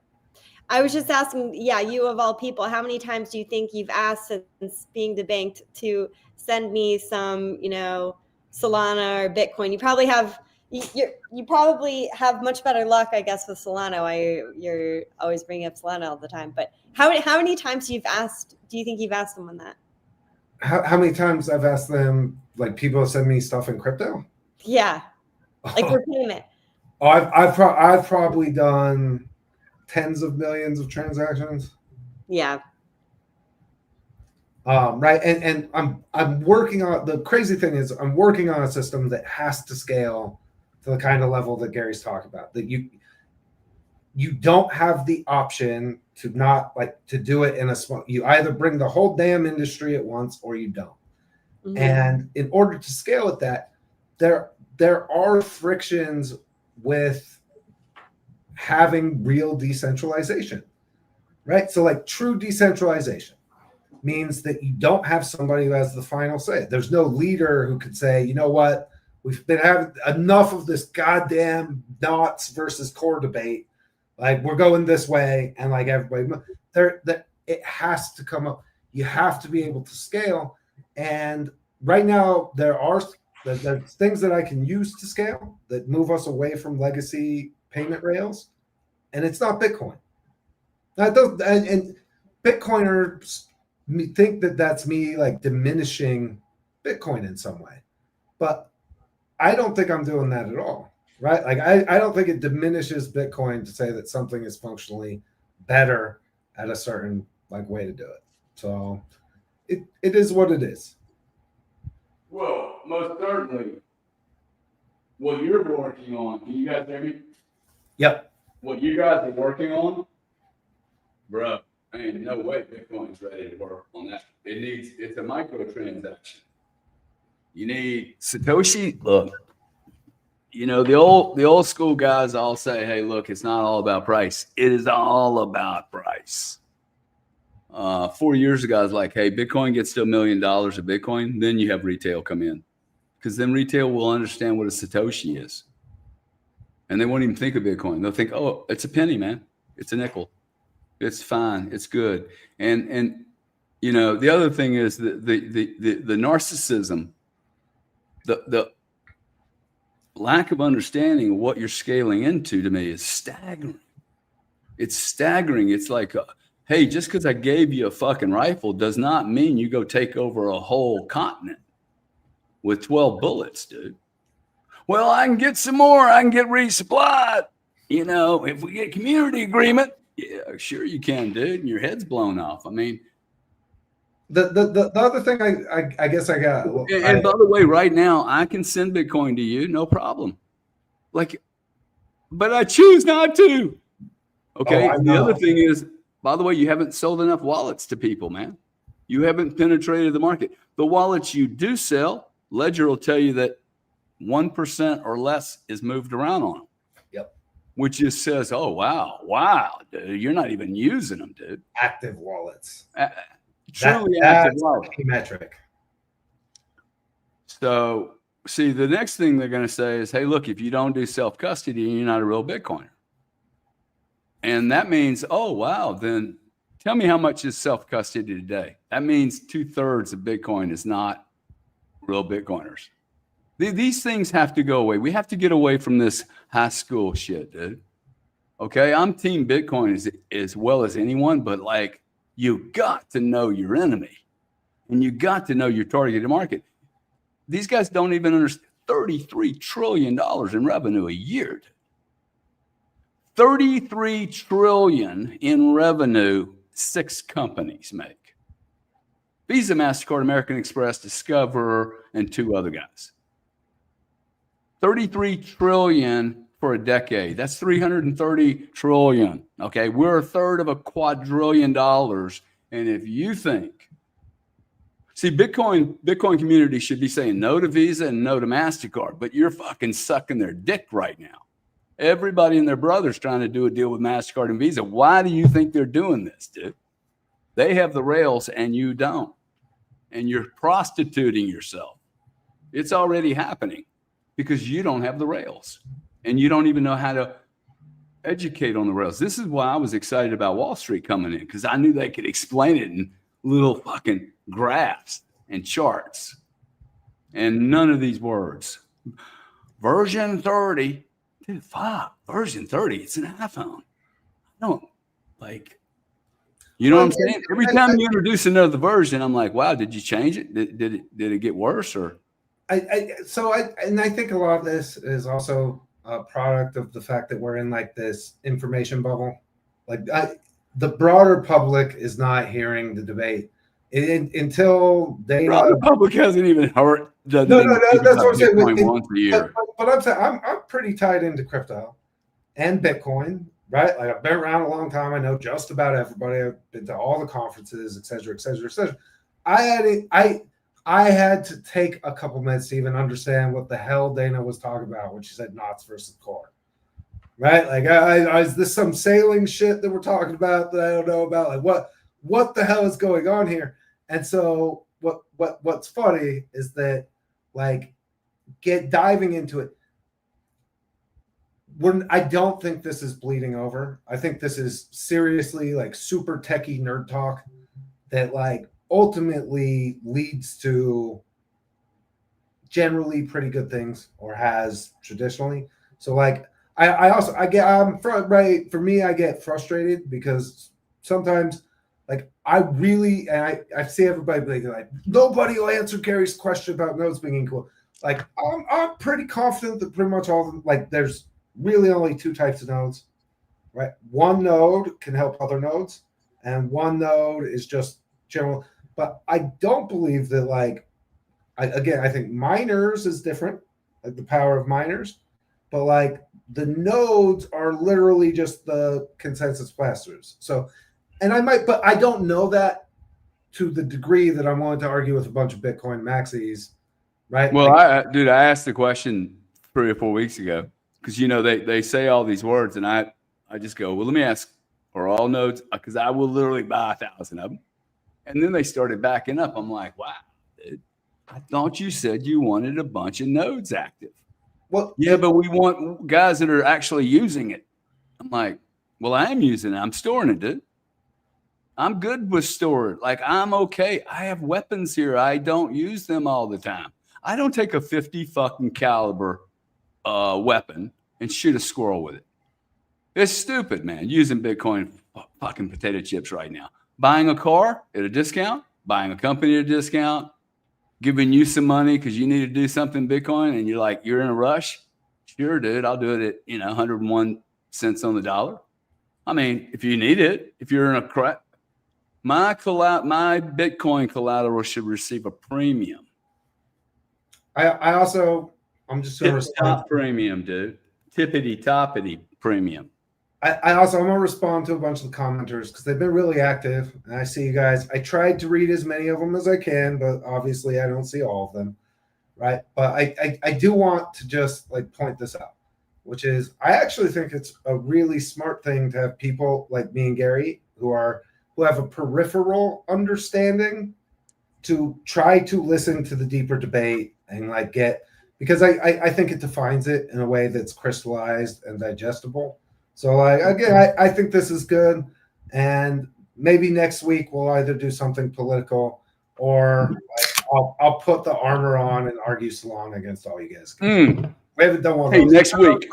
Next week, if how about we debate that if Trump commutes Diddy, I will hate him forever. And I think he's going to. I can't believe he's going to do that and destroy his reputation. But Trump should not do that. That'd be a good debate, dude. Because I think people need to tell Trump, do not do that. Okay, George Santos is not P. Diddy, dude. I'm thrilled that my friend George got like. Oh, I am. And to be honest, I think justice was right. He deserved to face some punishment for what he did.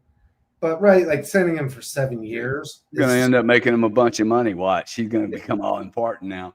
Well, good for But sure. Diddy, that's uncool, dude. Diddy's a total fucking criminal. Bad parasite, psychopath. I don't care who he worked for. That's uncool. Hey, you guys, I sunk a boat. I've got an eyeball that's popping out. My whole life, I might die tonight. Well, don't do that, Gary. We need you. Well, just make sure our project goes well. If I do, Always send the juice to my kids. Dana, did you lose 3 friends because of me? Did I do what? Did you lose 3 friends because of me today? No. Why would I lose? Why would I lose? I only gain friends having you around. Everybody loves the CEO of Bitcoin. It's a good Gary answer. Cardone, Dustin. You know, I don't even know how to describe Dustin. Dustin's just a baller in his own right. What did you think about this debate? Do you like talking about Bitcoin and Bitcoin, or we're going to go into politics now? I thought I just said what I thought about this debate. But like, Were you not listening? I mean, I was listening, but I mean, But not really.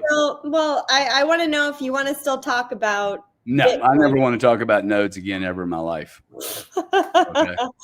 But what about Bitcoin in general? Like, are you completely burnt out of that as well? No, I love talking about Bitcoin. I just think people talk about Bitcoin an awful lot.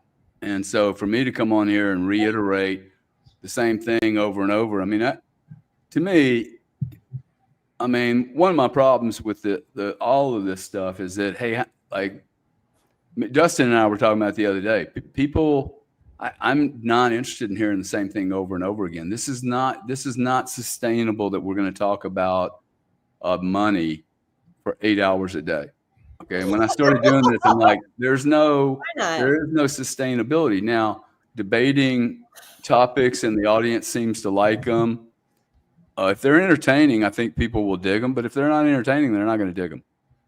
So if they can be entertaining and educational, I think that's cool. And it helped me learn a little tolerance and patience today, even though I probably wasn't, But the truth is, this is money now. I have no interest in being patient and nice. Like, this is the cool thing about business. Me and Dustin can go, hey, dude, that's a fucking bad deal, bro. It doesn't mean I hate his guts, but like, he's got to get it fixed, right? And in this world, it's kind of like, hey, we're getting there. No, dude, you're not getting there. You sold me decentralization, and you don't really have it. You also sold me perfect money. Stop saying Bitcoin's perfect money. It is not perfect money. It's misleading, man. Okay, the blockchain conversation around Bitcoin, grossly misleading. It took me 1.5 years to figure out. It's bullshit, dude. Blockchain bullshit's not going to do anything. Bitcoin is extremely valuable. I think everyone's underestimating what this thing's going to be. And the Bitcoin community that started it grossly underestimated how to get full-on adoption. They had no fucking clue how to do it. And Satoshi's white paper does not say that in 2025, peer-to-peer has to be working. In fact, Albert Finney, or whatever his name is, says, dude, this is going to be done through distribution through major players. And it absolutely is. And if you're upset with legacy Wall Street pretty much controlling Bitcoin in the future, you're going to hate Bitcoin. You're going to hate it, man. Because Bitcoin is not going to be the independent thing that everybody thought it was going to be. Maybe 50 years from now. Maybe 40, maybe if you have a big cook up. The other thing is, the other thing that I found a bit obstructive in their conversation was, hey, gold has failed. Gold is a $30 trillion business that has lasted 1,000 years. It most certainly has not failed. Technology is at a point today where it's going to be very difficult for it to continue to expand and be real money. It's just not going to move. The more expensive this shit gets, dude, the more problematic the weight becomes in moving.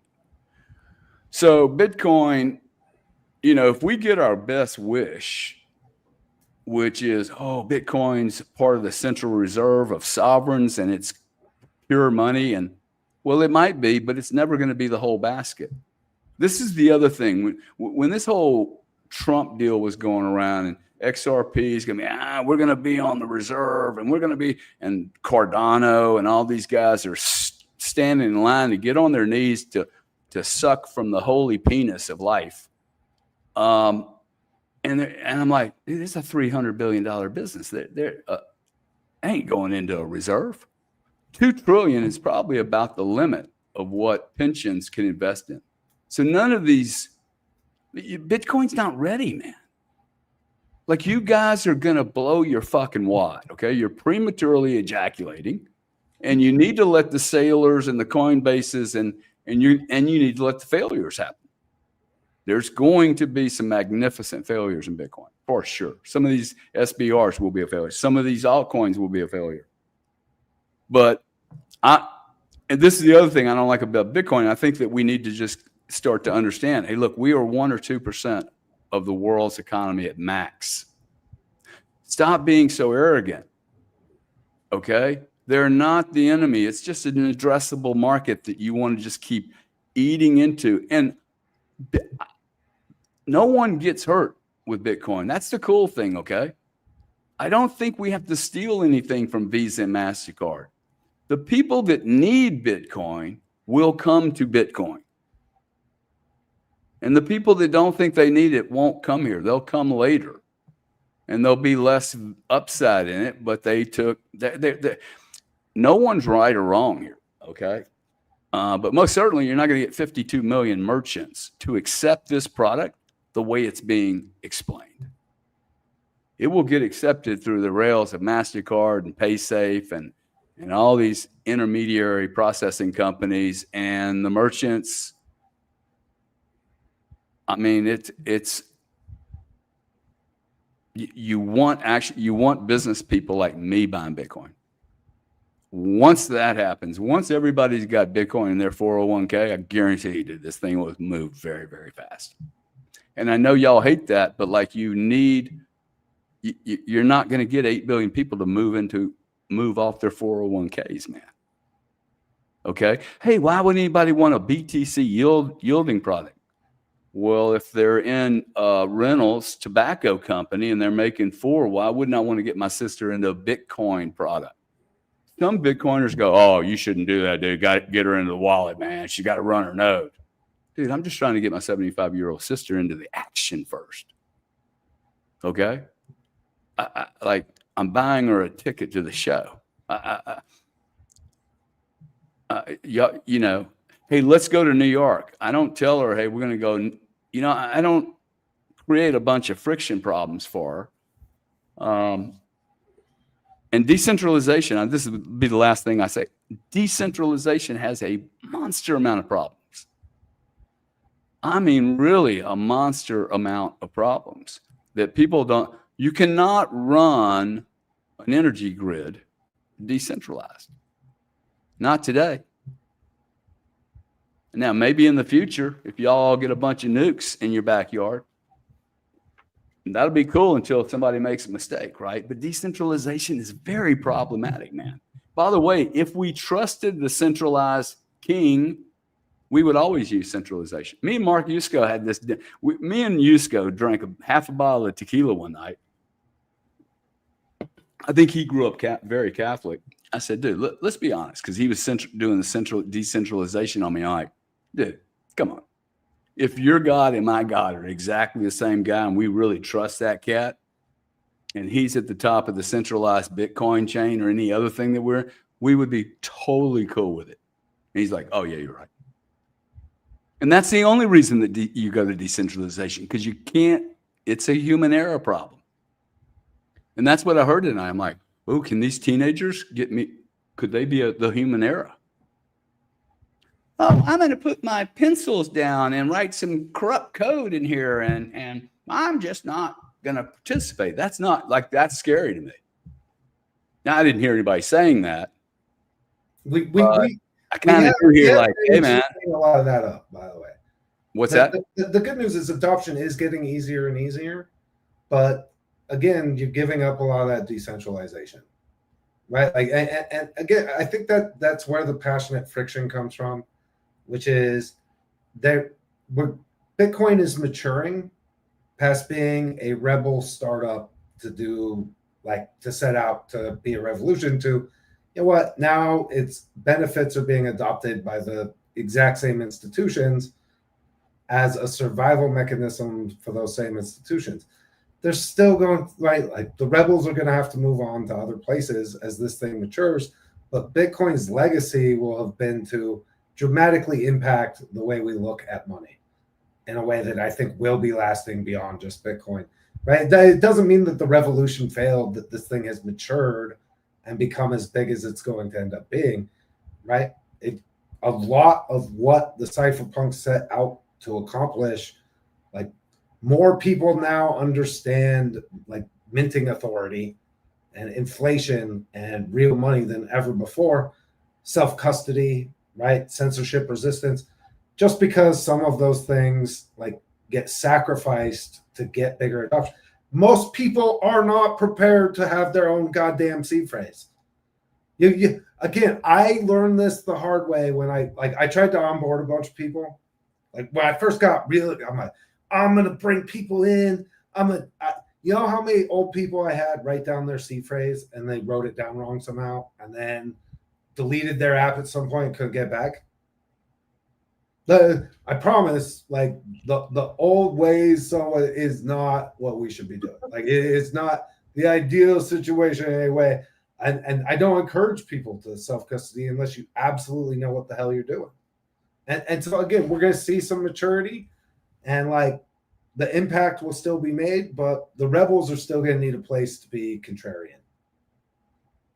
Because Bitcoin's becoming a big part of the system. It is what it is.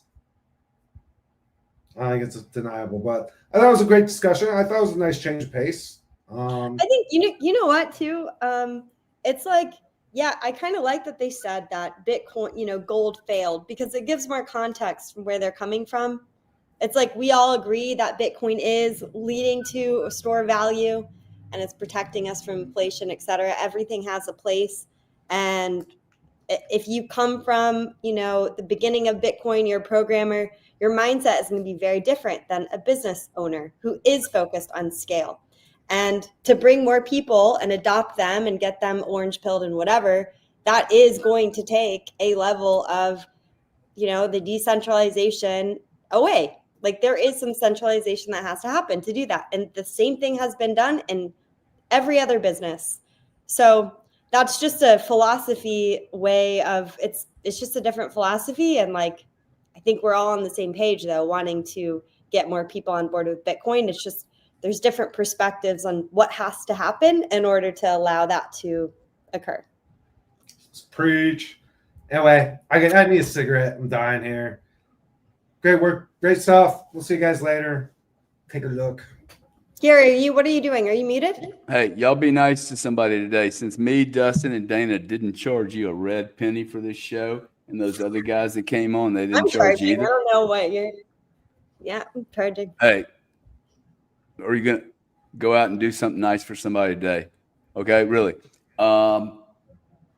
Dustin, thank you, buddy. Appreciate you. Dana, thank you. Audience, you guys are We love the you. best. The best. See you guys. Peace. Bye.